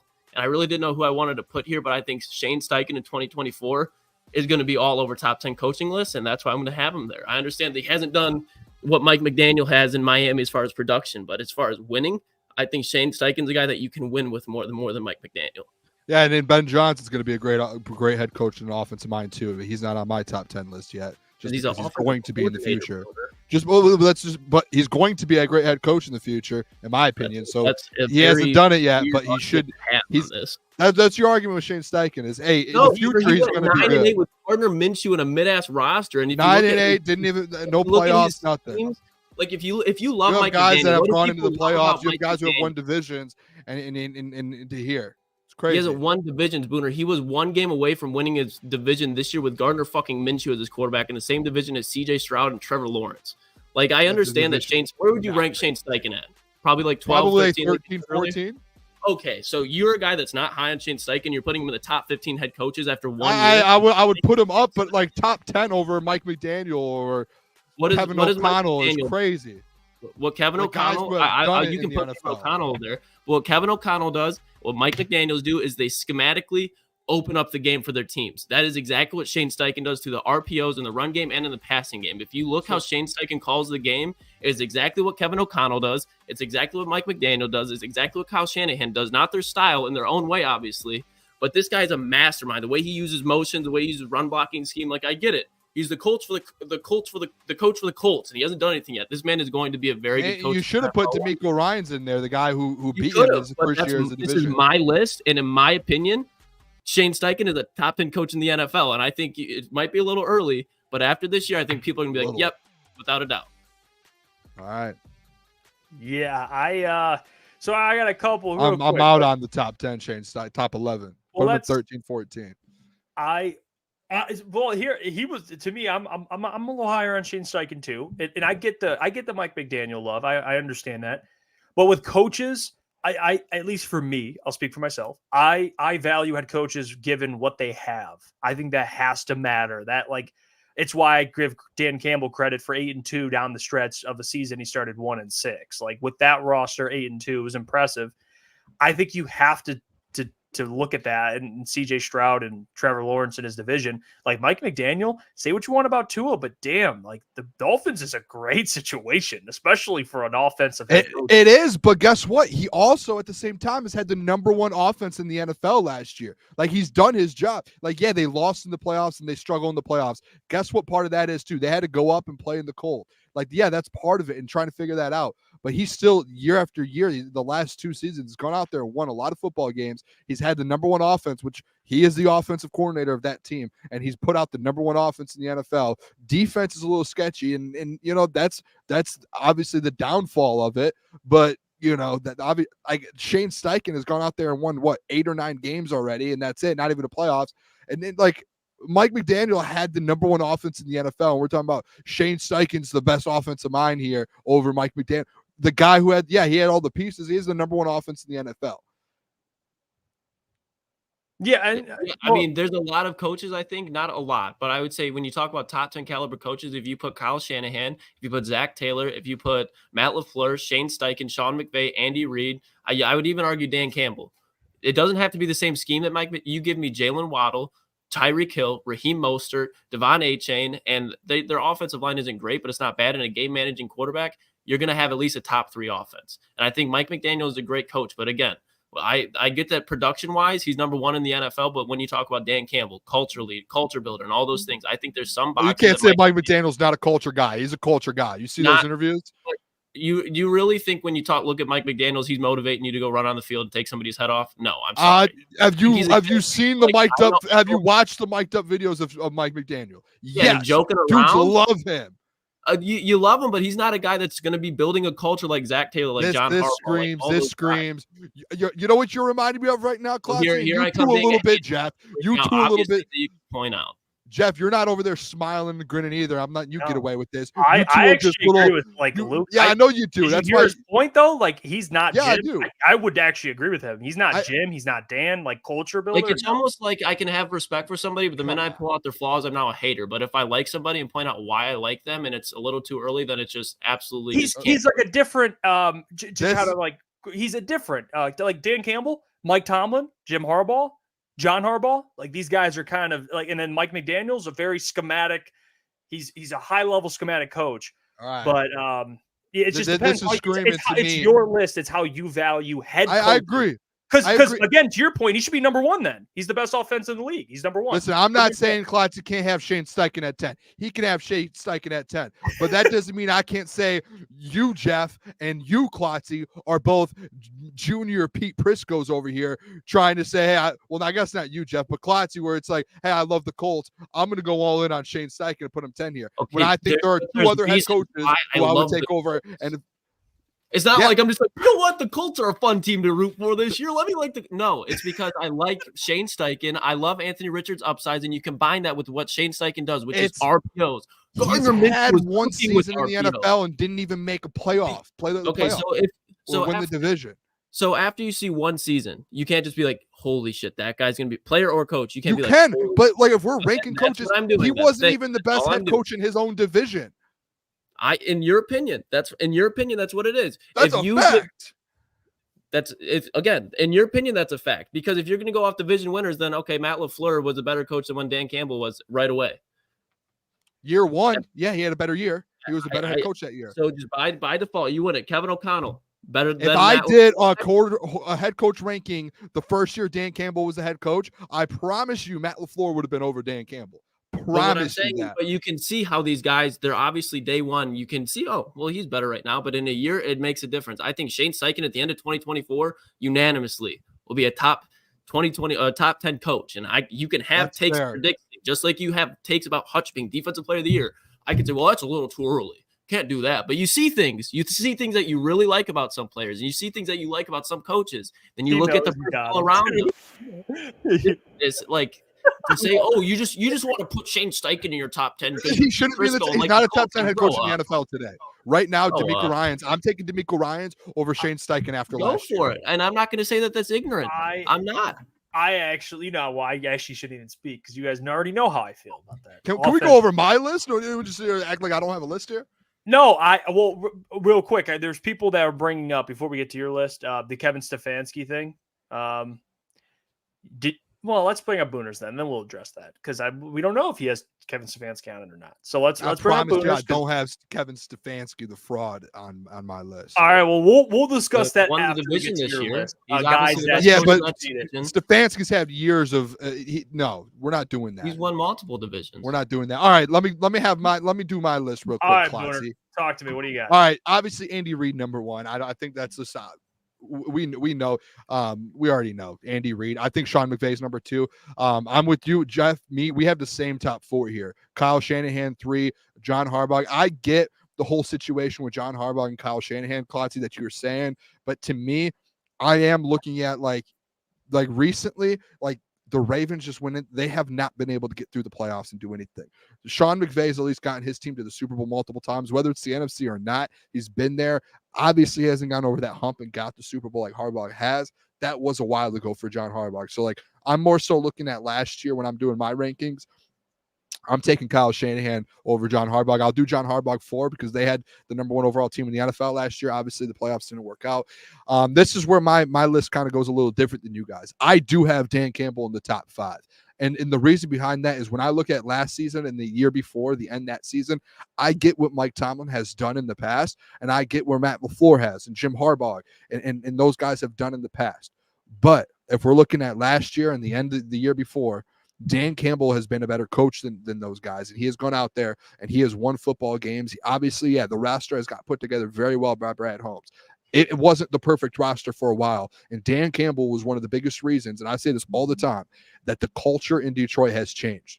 The whole grit thing and all of that has changed because of Dan Campbell. No one in the NFL has ever been able to come in Detroit and change the culture in Detroit for the past 30 years. Dan Campbell came in, and within 2 years, they've won it, or within 3 years, they've won a division, gone to an NFC championship game, and then they've been able to turn it around quick because of the culture that he has built. And yes, Mike Tomlin, you guys know, I feel like this should be very, very valid because I have been the biggest Steelers and Mike Tomlin guy for the last year or two of us doing shows together, and I have been dying on Steelers Hills. I just think at some point it's, you've had, Mason Rudolph and these different, at some point it's like, this has got to get figured out. Whether you have Kenny Pickett or whoever you have, like, Dan Campbell's figured out, like guys figure it out. And I'm not going to hurt Dan Campbell for going to the NFC Championship game and figuring it out with his roster when Mike Tomlin hasn't in the last year or two or the last couple of years. He has before, but he hasn't the last couple of years. Matt LaFleur, I have to put Matt LaFleur at 7. I mean, he's won like 3 divisions. I know he had Aaron Rodgers, but he's got an insane record. And yes, Aaron Rodgers, but what he's done the last couple of years as well with Jordan Love now and that roster, you have to give him credit for what he's done. I think 7. Jeff, I'm a Michigan man. Where did you have Jim? 6? I had Jim at 6. A little too high. I think where he's at on my list, I think that's like the perfect spot because it's a situation where he has done it with the 49ers. He has to go out there and prove it again. Like, resume is great, but again, we're talking about the top 10 NFL head coaches right now. What have some of these guys done the last couple of years? What have they done? You can look at resumes 10 years ago. What is going on now? It's a different NFL. I think Jim's going to go in there, and to Klotzy's point, I think Jim Harbaugh could be a top 5 head coach in the NFL because I think he can be at the end of 2024. Doesn't mean I'm going to put him in the top 5, so I'm going to keep him at 8 until he hits there, and then we can make those adjustments. Number 9, Zach Taylor. Zach Taylor, the weird thing with Zach Taylor is his record as a head coach is like 37 and like 40 something. So it's not great as a regular season, but he's 5-2 in the playoffs in the postseason. And he wins football games. And when his guys are healthy and he's out there, like he had Jake Browning last year and they still won like 8 or 9 games and had a chance at the playoffs. And that's insane to me. I think Zach Taylor is one of the most underrated head coaches in the NFL. And then obviously you guys already had the argument here, Mike McDaniel. I just think like, you can have Tyreek Hill and you have these different situations. You know how many people think Tua is an overrated quarterback? Like he's been able to do it with a Tua Tagovailoa. I don't even know how to say his name. And yet, be the number 1 offense in the NFL. Very simple as that. Huh? Which amounted to? It doesn't matter. It matters. Back-to-back playoffs, 20 wins in the last 2 years. Back-to-back double-digit win seasons. So, like, I'm going to take Mike McDaniel. And I think honorable mention, I think, Jeff, I text you this. I think I'm going like Kevin O'Connell, D'Amico Ryans. I will put Shane Steichen within that head honorable mentions, but I think I'm taking D'Amico Ryans over him. And I think those are guys like. Let's be honest. Please tell me you did not call me a Pete Prisco slappy for putting you him can at put 10. him at like 13, 14. Top 10 is crazy. Jesus there are Christ. other coaches in the You're NFL. what? This is so fucking hypocritical. It's insane. How? All the Because future you takes put him you in the want top all 10? the future takes, boys, let me have this take. Go, Boone. And then Come on. second we have, That's you so can't do that. ridiculous. You're Pete Prisco. All right, what are we doing here? Booner, I will say here? it's kind of funny when the Shade Suckett shit. You're like, I just don't put him at 10. You can put him at like 13. I 13 or 14. I think is fine. I just think Mike McDaniel, Kevin O'Connell, D'Amico Ryans, who won the division last year. I have those 3 guys above him. That's it. Like I don't think it's that big of a deal. Like I have those 3 guys above him. I think it's crazy to have Shane Steichen at 10. Like I get it. Like Klotz, if you have that take, go ahead, have it. I disagree, and I'm going to tell you, hey, I disagree. I have D'Amico and those guys over. Well, it's a fact. D'Amico's better. It's a fact. All right. I actually disagree. We're not having this conversation. I would take it. Well, actually, screw that. We'll get into Booner's list because I actually have some things I got. I do agree that Kyle Shanahan's better than John. We'll address that in a second with Lucas because I got a little bone to pick, and I want to hear where he's coming from with that. I don't hate it. I love John. But Jim, all right. And here's the thing with Jim. The reason why I'm high on Jim, and I see people in the chat like, why is Jim so high on people's lists? And I don't know where you had him, Lucas. You had him at. I had him at 9, I think. Well, I actually had the highest. I had him ranked the highest at 6, and I had him in front of Dan. And the reason for that is because, and I understand it was since like it's been actually a decade since he's been in the NFL. I understand that completely. But we can't, I mean, he won what, 70% of his games. Like I gotta take that into consideration. And he's coming off a natty in college. Like he's this man can coach, and he for sure can. That's why, and I get your point, Boone. He has to go prove it. I don't hate that. I guess I'm different. We all rank things differently, obviously, based on how much we're arguing. But I would put the only thing we disagree really is Jim higher and Mike McDaniel. I had Kevin O'Connell above Mike McDaniel, and I get both have had playoff, I guess, collapses. I mean, one won the division and lost to the Giants, and Mike McDaniel can't win in anywhere if it's not 70+ degrees. So, I guess I don't hate it. Mike McDaniel at 10. I don't hate it. I think there's a couple coaches you could probably argue for 10, but I think the 9 in front of them, we all have the same coaches. We all did. I want to, Jesse put in the chat, Booner, you give Zach Taylor credit for winning with the backup. It's Kevin Stefanski. I will admit this too, and I'm going to be honest. Klotzy, I'm going to be completely honest. I just don't like Kevin Stefanski, and I do not care for that man. It has nothing to do with his record, what he's done. I don't like him. I hate Kevin Stefanski. He's not cracking my top 10 list ever. Like, ever. I don't care. That man has won 2 Coaches of the Year's award and has won 1 playoff game. It has nothing to do with him being in this name. It's the fact that he just keeps winning these awards and they just keep giving him Coach of the Year, and he's won like 1 playoff. Like, he hasn't done any. Like, he's just winning. Like, yeah, cool. You like. I don't know. I just hate the guy. And I will admit that. Like, if I just don't like someone and put him on the list, I will be very front up. I just don't like the guy. He's not making my top 10 list. It has nothing to do with anything else. Yeah, I'm not. Fair? I've never been a Kevin Stefanski guy. I think he's a guy that's very good at some things in his job, but I don't think Kevin Stefanski is a guy is elite at anything. I think, in my opinion, when you look at that Cleveland team, Joe Flacco was balling out, and you can give Stefanski credit for that. But I think what really rejuvenated them was Jim Schwartz on the defensive side of the ball. I mean, you saw a transition in the culture in that team and how they played football when Jim Schwartz walked in there. Jim Schwartz isn't a head coach. I think when you look at Stefanski, he has a lot around him, but he has elite people around him as far as players and personnel.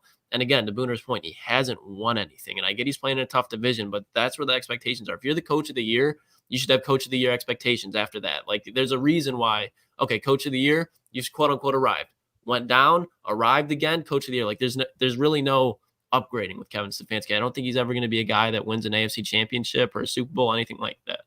I think Kevin Stefanski as a coach, I like him, but you can't deny the best years were with Baker. And he had a year with, I believe he had a year with Baker, and they went toe-to-toe with Kansas City, won one playoff game, and that was huge. And he didn't win one He hasn't won one since. He hasn't been able to figure out his quarterback situation. In like he's supposed to have Deshaun Watson and pay all this money. He can't figure it out. I would rather pick a Mike McDaniel who can go out there and run an offense and figure that out. I would rather have a Zach Taylor who can go out there and figure it out with Jake Browning.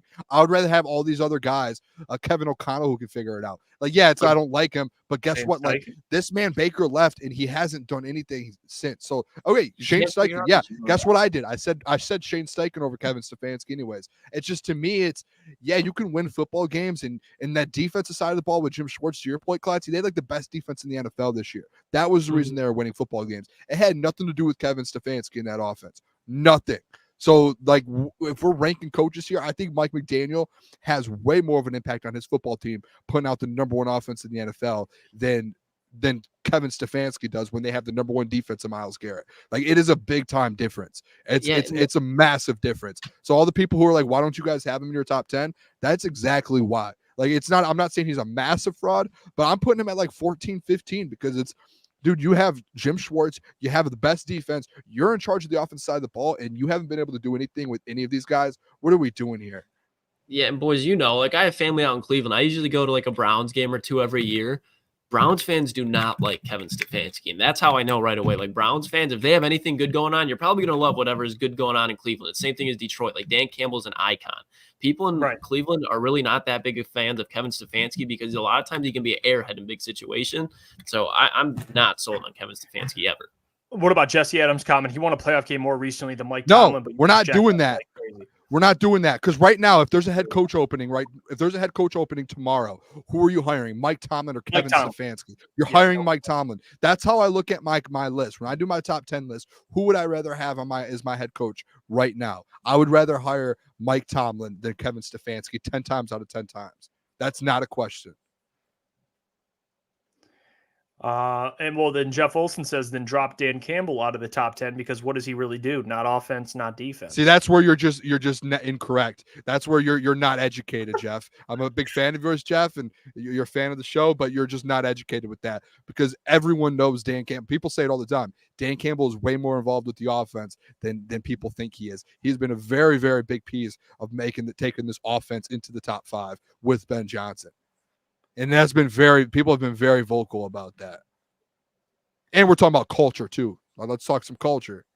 Yeah, that's again, coaches. There's the culture builders, there's the offensive minds, and there's defensive minds. And I think Dan Campbell is kind of in between culture builder and offensive mind. He's not an full blown offensive mind, but he's kind of in that. If he needed to be, he could. Yeah. He's more. I think he's more offensive minded than another culture builder head coach, and you could bring DeMeco Ryans. He's more, because he's a defensive head coach. So that wasn't the best example. Mike Vrabel during his time, but I think he's a better coach than Mike Vrabel. I think he's better than that. I see what you guys are like, but those are defensive guys, so I guess it just whatever. We have to find examples of offensive guys. But I got a problem. One more problem I got to bring up, and I'm actually going to hold Klotz accountable here. You're on the stand, Klotz. Mm-hmm. You're my guy. And I think a lot of times we talk about the NFC North coaches, and you always bring up Kevin O'Connell. And I agree with you actually. But tell me why Matt LaFleur is over Kevin O'Connell. I think just at this point, your opinion on that? It was just one of those things where I knew I had to put LaFleur at least in the top 8. Just to Booner's point, he's won divisions, and this is one of those things where I wasn't going to put both KOC and Shane Steichen in here just because I wanted to keep it like not where it's completely reaching forward. But I think Matt LaFleur, as of right now, I think he has more weapons around him, and I think he's got a pretty even level as far as what Kevin O'Connell is now compared to Matt LaFleur, how they call the game. I think Kevin O'Connell, and probably even this year, offensively is going to go past him. But I do think Matt LaFleur, when you talk about the culture thing, does have a little bit of edge of Kevin O'Connell right now as far as leading the locker room, guys get behind him. I think Kevin O'Connell, he'll get there one day, but even when they're doing like receiver and stuff like that, like you can tell Kevin's a guy that culture building, he definitely has to step up a little bit, in my opinion. I think Brian Flores is huge for that locker room, especially on defense, and I think he helped Kevin O'Connell out a lot. So I want to see how Kevin O'Connell does for another year, but a lot of those things, I don't have the same question with Shane Steichen. Like Shane Steichen, I just think is a dog. And Matt LaFleur, I really didn't want to put him on here, but I feel like by default, you kind of have to. Yeah, I get that. The other issue, and me and Boone agreed. So shout out to you, Boone. Kyle Shanahan over John Harbaugh. Would you have John Harbaugh over Kyle Shanahan? Mm-hmm. And would a fair argument be one coach has made 2 Super Bowls, been in multiple NFC Championship games with Brock Purdy and Jimmy Garoppolo? Mm-hmm. One coach has won a Super Bowl with Joe Flacco. That was over a decade ago. But then you also have 2-time MVP winner, and they have yet to make a Super Bowl. Is that fair? That's fair, but I think the lows of Kyle Shanahan's career are 10 times lower than the lows of John Harbaugh's career. I mean, they've had seasons in San Francisco where they've legitimately been 5-11, having a potential pick to take Trey Lance. And I understand it has a lot to do with injury. What happens when Lamar gets hurt? Tyler Huntley somehow makes a Pro Bowl. I think John Harbaugh is a guy that offensively, in an offensive league, has not been given the best talent by his GM consistently. I think since Ozzie Newsome left, that really kind of hit John Harbaugh as far as the Super Bowl ceiling. So the fact that he's a defensive coach in 2024, he's got a Super Bowl, and I think he's a very coach that's very similar to Mike Tomlin, where it's like Baltimore Ravens going to be 500 or better at the very minimum. I think every year the Baltimore Ravens are always in the same conversation to win the AFC. And in the AFC, that's a lot different from the NFC. And you look at the 49ers, that's the same tier that they're in right now because they have not done it. I'm sorry. If they go up against the Kansas City Chiefs, they're not going to do it. If Kyle Shanahan was in the AFC, I think he'd still be a very good head coach, but I don't think he'd be as coveted compared to if he was in the NFC. Now, I don't think you'd take that away from him, but when you're asking me why am I taking John Harbaugh compared to Kyle Shanahan, that plays a big factor because John Harbaugh has been doing it in the AFC with Bill Belichick, with Andy Reid, all those guys. Mike Tomlin in his division for that long. I mean, that's a tough job to do, and I think when you're still winning in the NFL, you got to give credit for it. Yeah, you know what? Yeah, I do like with that. Yeah, I think it's an argument. I guess you could pick back and forth with. I do think though, like the Kyle Shanahan thing, it's just like the last few years, John's had such trouble kind of getting over that hump in the playoffs now. And I don't think you can argue that he hasn't had the team. Yeah, like they haven't had they've had the defense, they've had weapons out, they've had everything that you've needed. They need some playmakers for Lamar. Yeah, but like they've had opportunities, and he just hasn't been able to get them over that hump in the playoffs the last 4 or 5 years. And to Kyle Shanahan, whether or not he's in the NFC and not going up against Patrick Mahomes, it's like, again, to your point, you can't take that away from Kyle Shanahan because he's gone out there and done it. Like in the last couple of years.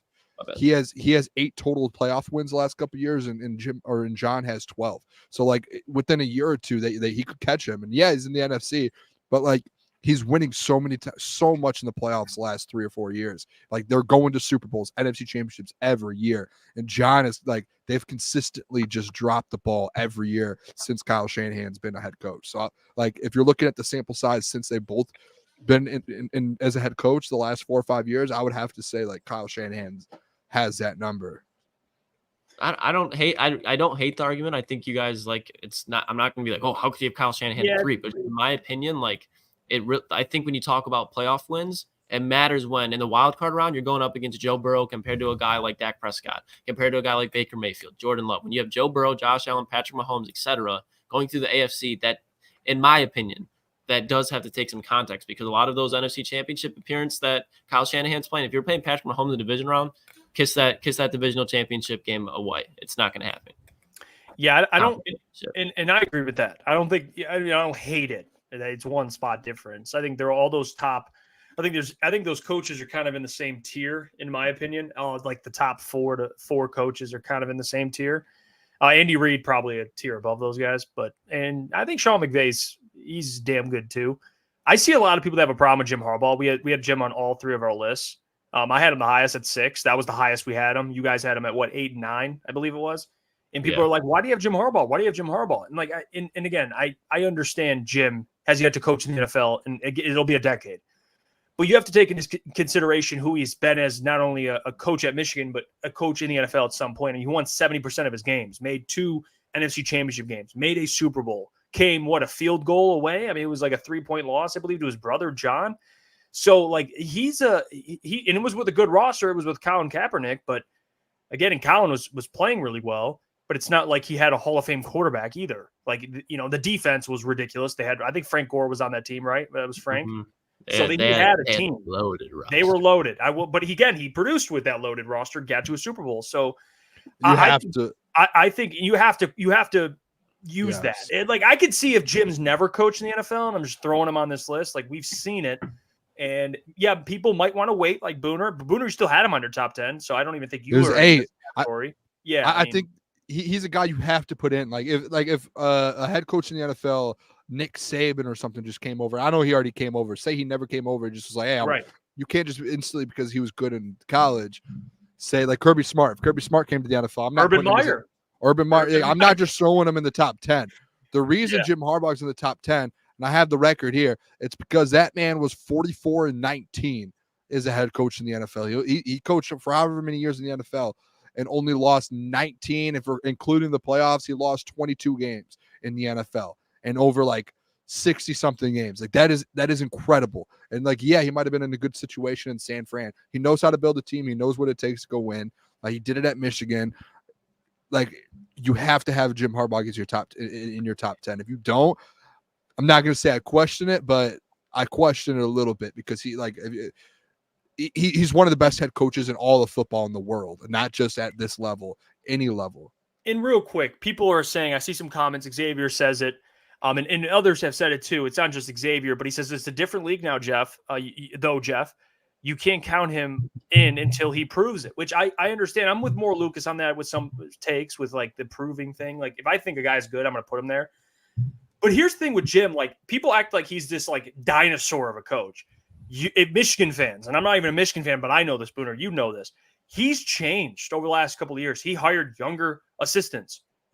He prioritized the quarterback position. Like, Jim has modernized himself. And what's translating in the NFL right now? Dan Campbell, I think we look at Dan's personality and his aura, he's old school. He's an old school head coach. But guess what? He knows it's 2024. He knows where the league's heading, and he adjusts. I think Jim's going to do that exact same thing. I think Jim hired a great staff, already bringing in Jesse Minter from Michigan. Excellent hire.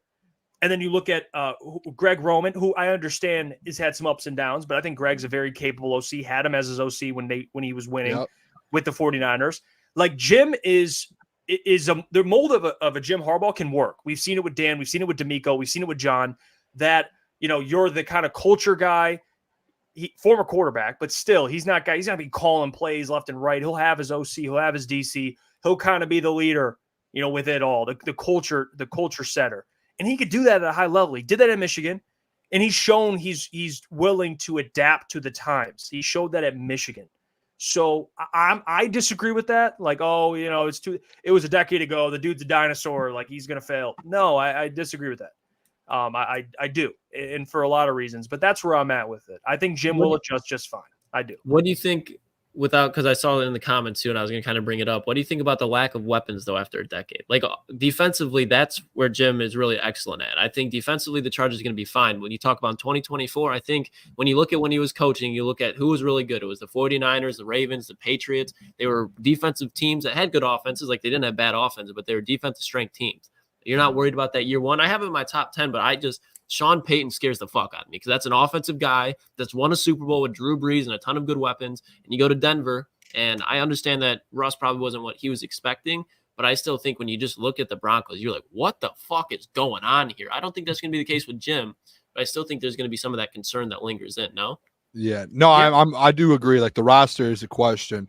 I don't think that takes away with what he could do as a head coach. I think it might take a year or two, but I still think, like, if you're looking at the best coaches in the NFL, again, like when I did my list, and I'm sure a lot of people in the chat will do the same thing. Like, when you're looking at the list, I take everything into account, and then it's like, all right, who would I rather have as my head coach right now that I know I'm going to be successful with? I would have to say Jim Harbaugh is one of those guys. Like, if somehow there was an opening here in Detroit with Dan Campbell and Jim Harbaugh's available, I would take him instantly and be like, yeah, that's a top 10 head coach with the great him with the great roster. You'll probably have a chance to be a Super Bowl contender instantly. Like, that's just, he knows what he's doing. He knows how to get there. Yeah. And again, if you're in, I bet Eric and Al, I've seen your comments, Eric, I get it. If you're saying, well, wait a year for him to prove it. I disagree with that logic because I think he's proven it in the NFL already. He's just returning, and maybe Eric disagrees. He's like, well, that was a decade ago. That's fine. We can kind of agree to disagree there, but that's where I'm coming from with it all, Eric, is, I have more stock in what he can do in today's NFL. But let's move on. PFF ranked their top 50 NFL players, and they're releasing them by sections. And 3 Lions made the top 50 so far. This is 30 to 50, 31 to 50 they have out right now, and there will probably be more as we go down. Amon-Ra St. Brown came in at 32. Aiden Hutchinson came in at 34. And 47, just making the list, Frank Ragnow. I don't know how Amon-Ra's at 32. I really don't. Yeah. I'm going to have to see the receivers in front of him. But if there's a guy like Jalen Waddle or Devontae Smith, or I don't know if they've released other ones, I got to see the wide receivers. But looking at position number 32, I think that's a little low for Amon-Ra. I think he's at least a top 25 player in this league. Hayden Hutchinson, you can't be too mad at. Honestly, the fact that he's right next to Amon-Ra is what's kind of like, what the hell are we doing here? Because Amon-Ra, he's an all-pro this year. Hayden Hutchinson, he had, 14 and a half sacks total on the season. So I don't know. When you look at that, it just bothers me a little bit. Frank, I can understand because he's a little bit older in his career and hurt, and I think center is not the most important position that PFF's going to value, so I can see it. With Amon-Ra, I think and I saw in the graphic that they put out, him and Hutch are both ranked six at their position. So there's 5 wide receivers ranked ahead. My guess is it's like Justin Jefferson, Tyreek Hill. Who else am I missing here already? CD probably. CD, I bet you Devontae Adams, I'm sure is up there. And then there's one more. I don't know who the 5th one would be. It better not be like a Puka Nacua or something. AJ Brown? Maybe AJ Brown. Yeah, I couldn't see it this year that like Amon-Ra was better than AJ this year. Yeah, but I would think that's like the only Jamar Chase. player. Oh, Jamar Chase. Yes, that's actually a good one. So Jamar Chase. So that 5. But again, like he's 6, and I know if we did wide receiver rankings, like I have him in my top 5. When we did it, I think I could be wrong. I think some of us had him at like 6, 7. Had Amon-Ra. So essentially, like PFF had him about in the same spot as some of us have when we did our wide receiver rankings at 6. And then same with Hutch. I think we talked about Hutch's rankings at the end about that 5th, 6th spot, and that's essentially where they had him as well. They had him 6 as well. So I think it's fair.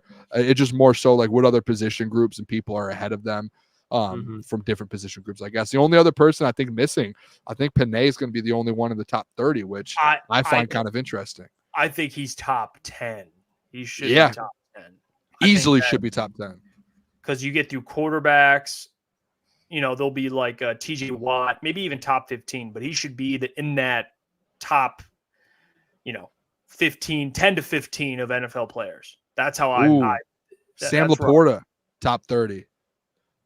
I don't know. I would just like, I don't know how you put him above Amon-Ra. Yeah, that's right. Great player, but how are you going to put him in front of Amon-Ra, Frank, and Aiden? I don't know. I'm just trying to think of guys who could top. Yeah, I think the only one would be Panay. But I'm saying who could crack it. Panay for sure, top 10. I would say. I don't know anybody else. Maybe Sam Laporta, but it's kind of crazy. I feel like the Lions have more than 4 guys in the top 50 in the NFL.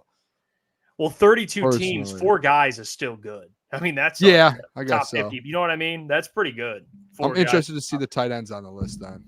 I think Laporta and Goff would probably be just outside the top 50. But I think Panay should be top 10 to 15, in my opinion. I'm trying to think off the top of my head, like players like Tyreek, TJ, Micah, Patrick Mahomes, Josh Allen will be up there. You could probably get through like 10 players before you probably get to like Panay. I hope he's top 10. He deserves to be top 10. I'm interested to or is it the NFL? The NFL puts out their top 100. I love that show. And that's always the players' votes. So like, that's the best, dude. NFL when they come out with that production, amazing. The players did say that when they vote, it's a biased vote. So like that's why they said they don't really care about the top 100 because like when they vote, they're voting for guys they hang out with in the off season that they know probably voting for each other. Like you vote for me, I'll vote for you. So like they've publicly came out. I've heard guys on podcasts be like, I've purposely voted for certain guys and vice versa. So like it is. You see guys get snubbed from those lists, so it's kind of wild. I mean, this comment, we had 5 of the top 25 under 25, which that matters. Yep. Yeah. That matters. And we'll add more. What the Niners don't get. No. Yeah, and I think the rankings are fair, guys. I mean, I know we could have probably made this into like a whole disagree. I think this is fair. I think Panay's, if he's in the top 10 to 15, I think this list is fair. I don't think this is bad at all. I wonder what team has the most players. That would be my question. I have the list right here. I can bring it up just to kind of look through so we can kind of get like a visual of who's ahead and where guys are ranked. It doesn't show obviously the full list, but just to show like who's the one person ahead of Amon-Ra, so all that stuff. But here's the list. So Derrick Henry is ranked above Amon-Ra, which I actually disagree with, based on where he's at in his career. But that's just me. I don't know if you guys. This is where PFF's going to be doing their thing, man. It's going to make me mad. It's fine. Fine ranking. Roquan's at 33. I mean, you got Aiden at 34. So Roquan's one. How is Patrick Surtain at 35, man? Trav McDuffie's one spot behind him. I don't get it. That's the hardest position to play in football physically. And you're telling me that two of the top three corners are number 35 and 36? I think that's egregious. I think both those guys should probably be top 20, to be honest. Yeah, I mean, Patrick's here. Trent McDuffie, Jesse Bates, a lot of secondary guys. Chris Lindstrom, Joe Thuney, Jalen Ramsey. That's disrespectful to fucking McDuffie and Patrick Surtain to have. Yeah, like Jalen Ramsey should not be that high. I'm sorry, especially if Jalen Johnson's down there. Yeah, Jalen Johnson at 42. Derek Brown is at 43. I mean, Laramie Tunsil. Like, that's where it's tough. Laramie Tunsil's at 44. Maybe Panay. I mean, unless Panay's. Yeah. He could be in the 20s. I think Panay is top 15 lock. He should. I would say top 10, but I think top 15 lock. I agree with that. Demario Davis at 45. Mark Andrews. So see, like right there, that shows me like I'm taking Sam Laporta over Mark Andrews. So like Sam Laporta, if he's not on this list, like there's no way on this earth that Mark Andrews after last year should be over Sam Laporta. Like you're telling me Sam Laporta was a better tight end than him last year. You know what's funny about that? No chance. I was reading this I forgot who posted it, which I'm glad that he's getting more public, like national publicity. I don't know the outlet. It was a big outlet. It's like got hundreds of thousands of followers on Twitter, but they posted something about Laporta, and it was like a highlight reel of Laporta, and they were like, is Laporta a top 5 tight end? I was surprised by how many people commented under it saying no. Like, in Lions fans were like, yeah, but a lot of people were like, no, he had 1 year. Like, they're just like, yeah, he had one good year. Like, it's like Kyle Pitts effect. It's you know what? But here's the thing: we have to like take that. Those people have to take into consideration. Do people not understand how hard it is to come out as a tight end and be as productive as he was? I mean, Kyle Pitts got 1,000, but like even that, like that production is as a rookie's wild as a tight end. Mm-hmm. Like that's why I don't think that. Dude. That's why, like again, those people that say wait a year, not this ain't me coming at you, Eric, but people that say that a lot, this would be that take, like wait a year for Sam Laporta. No, I saw it. Like he's a top 5. Like I don't need a year to. We saw it. The production obviously matters, and he produced. That dude's top 5. You know what does it is like you see guys like Travis Kelce, George Kittle, those guys backing him and saying no, he's a top 5. He's one of the best in the NFL. Yeah. Like Travis Kelce when is asked, hey, who's the best tight end at tight end you when George Kittle's there as well, and he goes Sam Laporta. Like that right alone shows you like, hey, no, he's top 5. And any fan on a different team or anyone that's gonna say he's not, they just haven't watched him at all. Because if you do watch Sam Laporta, it's very, very clear he's one of the best in the NFL at his position. Like the plays he makes and the things he does, like Jared Goff relies on Sam Laporta in so many big situations, and he comes through 100% of the time. I cannot remember and recall a situation last year, maybe you guys can, where Sam Laporta had his number called and he did not come through. Like whether it was like we need a touchdown and he catches the pass, like I've never seen him not come through, and he's so reliable. And that's like George Kittle, reliable, Travis Kelce, reliable. Healthy and reliable. Sam Laporta, healthy, reliable. Even when he was hurt in the playoffs, still came out and still scored touchdowns and was reliable and could block. Like there's zero chance if you watched anything of Sam Laporta last year with the Detroit Lions that you would say he's not top 5. I don't get it. It was a lot. It was probably every other comment. But the Lions fans were chiming in like, yeah, he's top. He's up there. And then for every Lions fan, there was like some other NFL fan that was like, no way.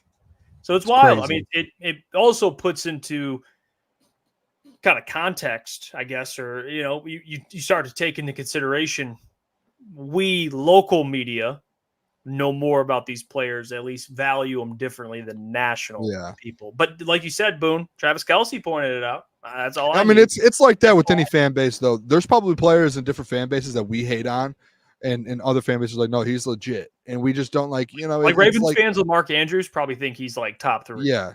But when you do look at it, and it's the same thing with any fan base, like that's going to happen. But there's probably Falcons fans that think Kyle Pitts is still the next big thing. Hey, they moved him out to wide receiver per reports. Saw that. Again. Wait, what'd you say? It's just the annual, Kyle Pitts is going to be playing some wide receiver this year. Comes out every offseason around this time before training camp, and then they try it during training camp. Every head coach does it. And like, he's not really athletic enough to put on the outside quick. So we're going to move back to tight end. He's going to go play tight end again this year, just like every year. He was working out with Calvin Ridley.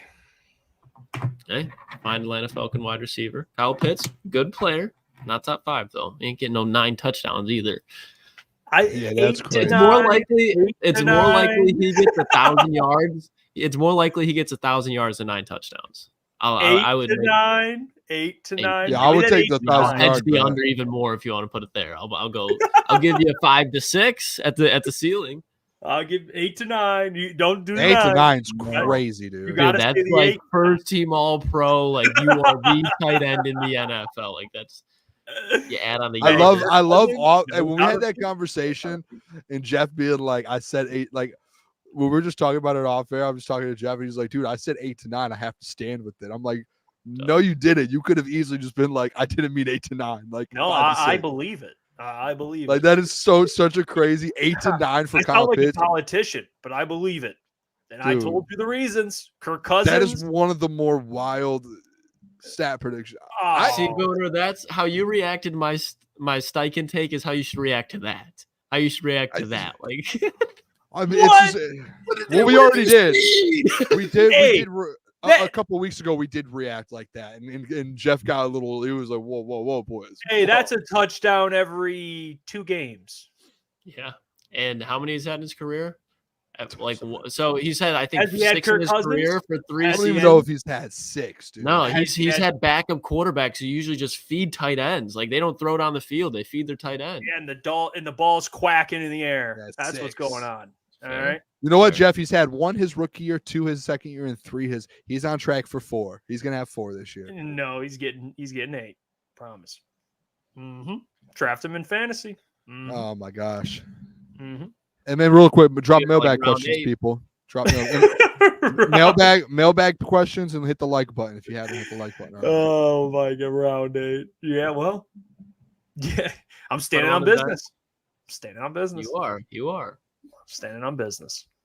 But hey. Good God, this is just disgusting. This is disgusting. He's the closest body type to Calvin Johnson. He has Hall of Fame potential. Yeah, he's really shown it. Yeah. 6'5", 4'3". That's not Kyle Pitts. I'm sorry. That's not. Go up and jump over 3 guys in the end zone. You just toss him a Hail Mary. Nope. Jeff Olson mailbag. Who would you want to see become a star more, Jace Young or Simon Edvinson?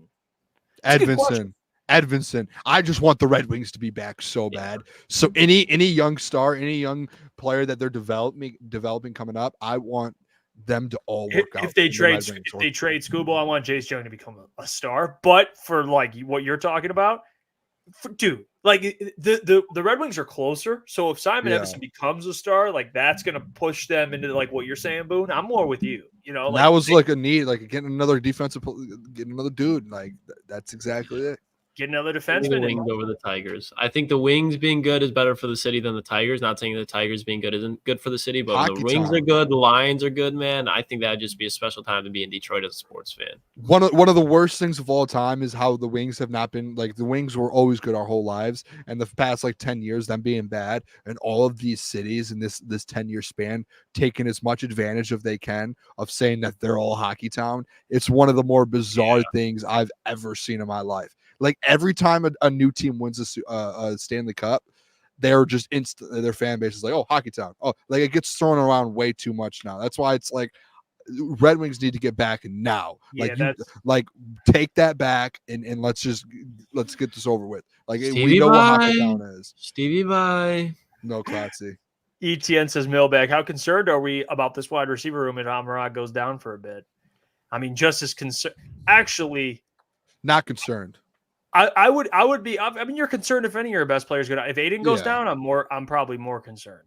I guess it's the time. What's the time? Because last year went down last year for a game the year before, and they were able to.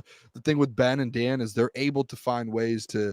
You have Jahmyr Gibbs, you have David Montgomery, you have Sam Laporta, Jamo, Khalif Raymond. You have guys that are able to step up. We've seen that like a lot. We've had so many injuries on and off last year. Yeah. I'd definitely be concerned, but to your point, Booner, like I think there's ways that you can place it, especially when you're a run first team. If it's a long-term injury, then yeah, that's very concerning. Oh yeah, absolutely. Short-term, not. Derek Lash says, Mailbag, where does our running back rooms stand? NFL Radio will rate the running back rooms this week. I'll keep you posted on where ours rates. I will appreciate that, Derek. I am actually curious. That's another thing with the whole, like, you know, we talked about it here locally. We know what we talked about. David Montgomery and Jahmyr Gibbs is the best backfield in America. Like, I don't understand where the confusion is with that. So I see, you know, these running back lists come out and the Lions are, you know, what's his name? Someone did it. Mike Florio.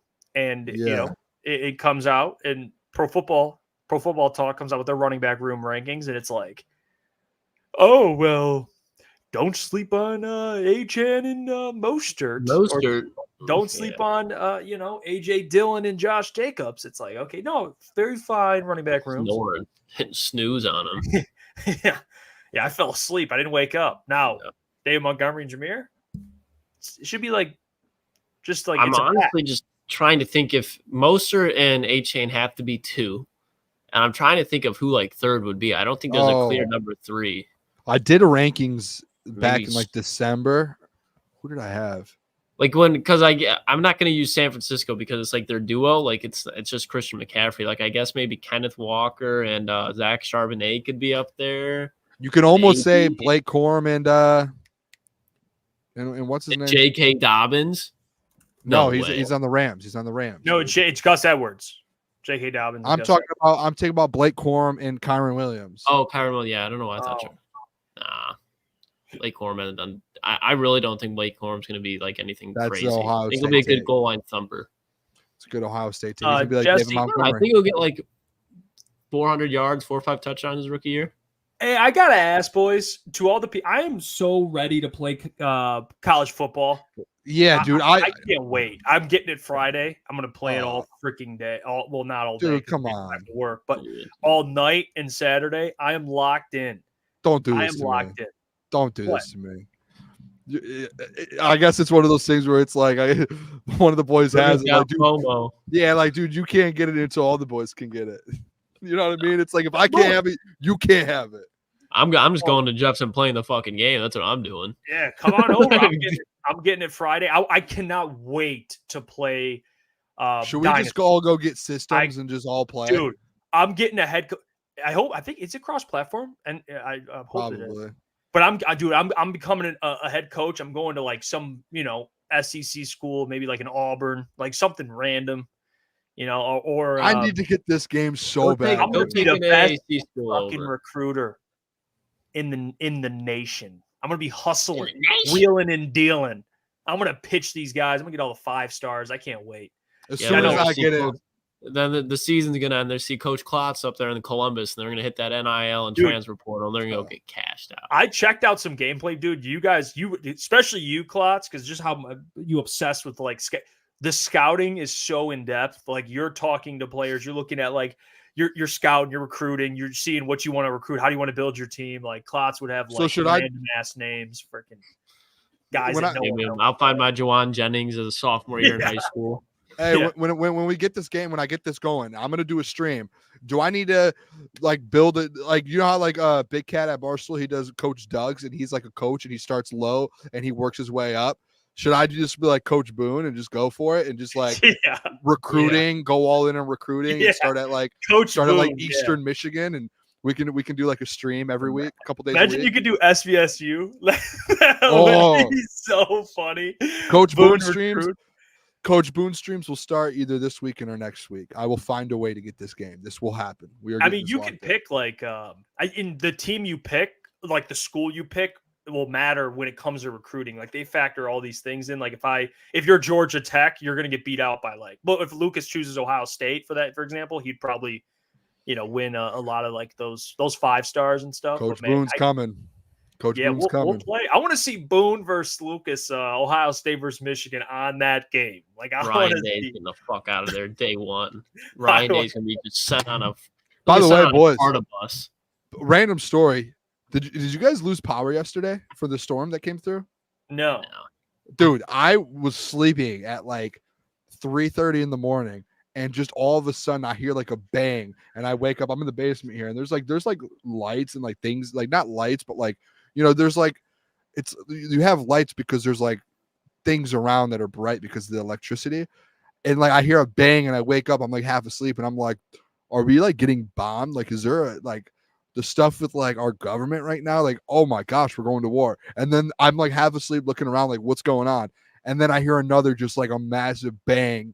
And then all of a sudden the whole like place just goes pitch black, dark. And I'm like, I'm dead. Like either I just died or we're going to war and Russia's taking over right now or something. Like I was like, what's happening? But the power went out and it didn't come on until like 5 o'clock today. It's crazy, dude. I was like half asleep in my, like woke up like sweating, like, am I dead? Well, no, I did not have to deal with that. I don't know what the hell. I mean, I was raining, but I didn't have my power out. It's crazy, dude. So you were fighting some adversity there. I see the second question, the second part of Jesse. Have you guys listened to the new Eminem album? No, and I Eminem is one of I grew up. Eminem was my guy. Yeah. He still is my guy. But I'm gonna be honest.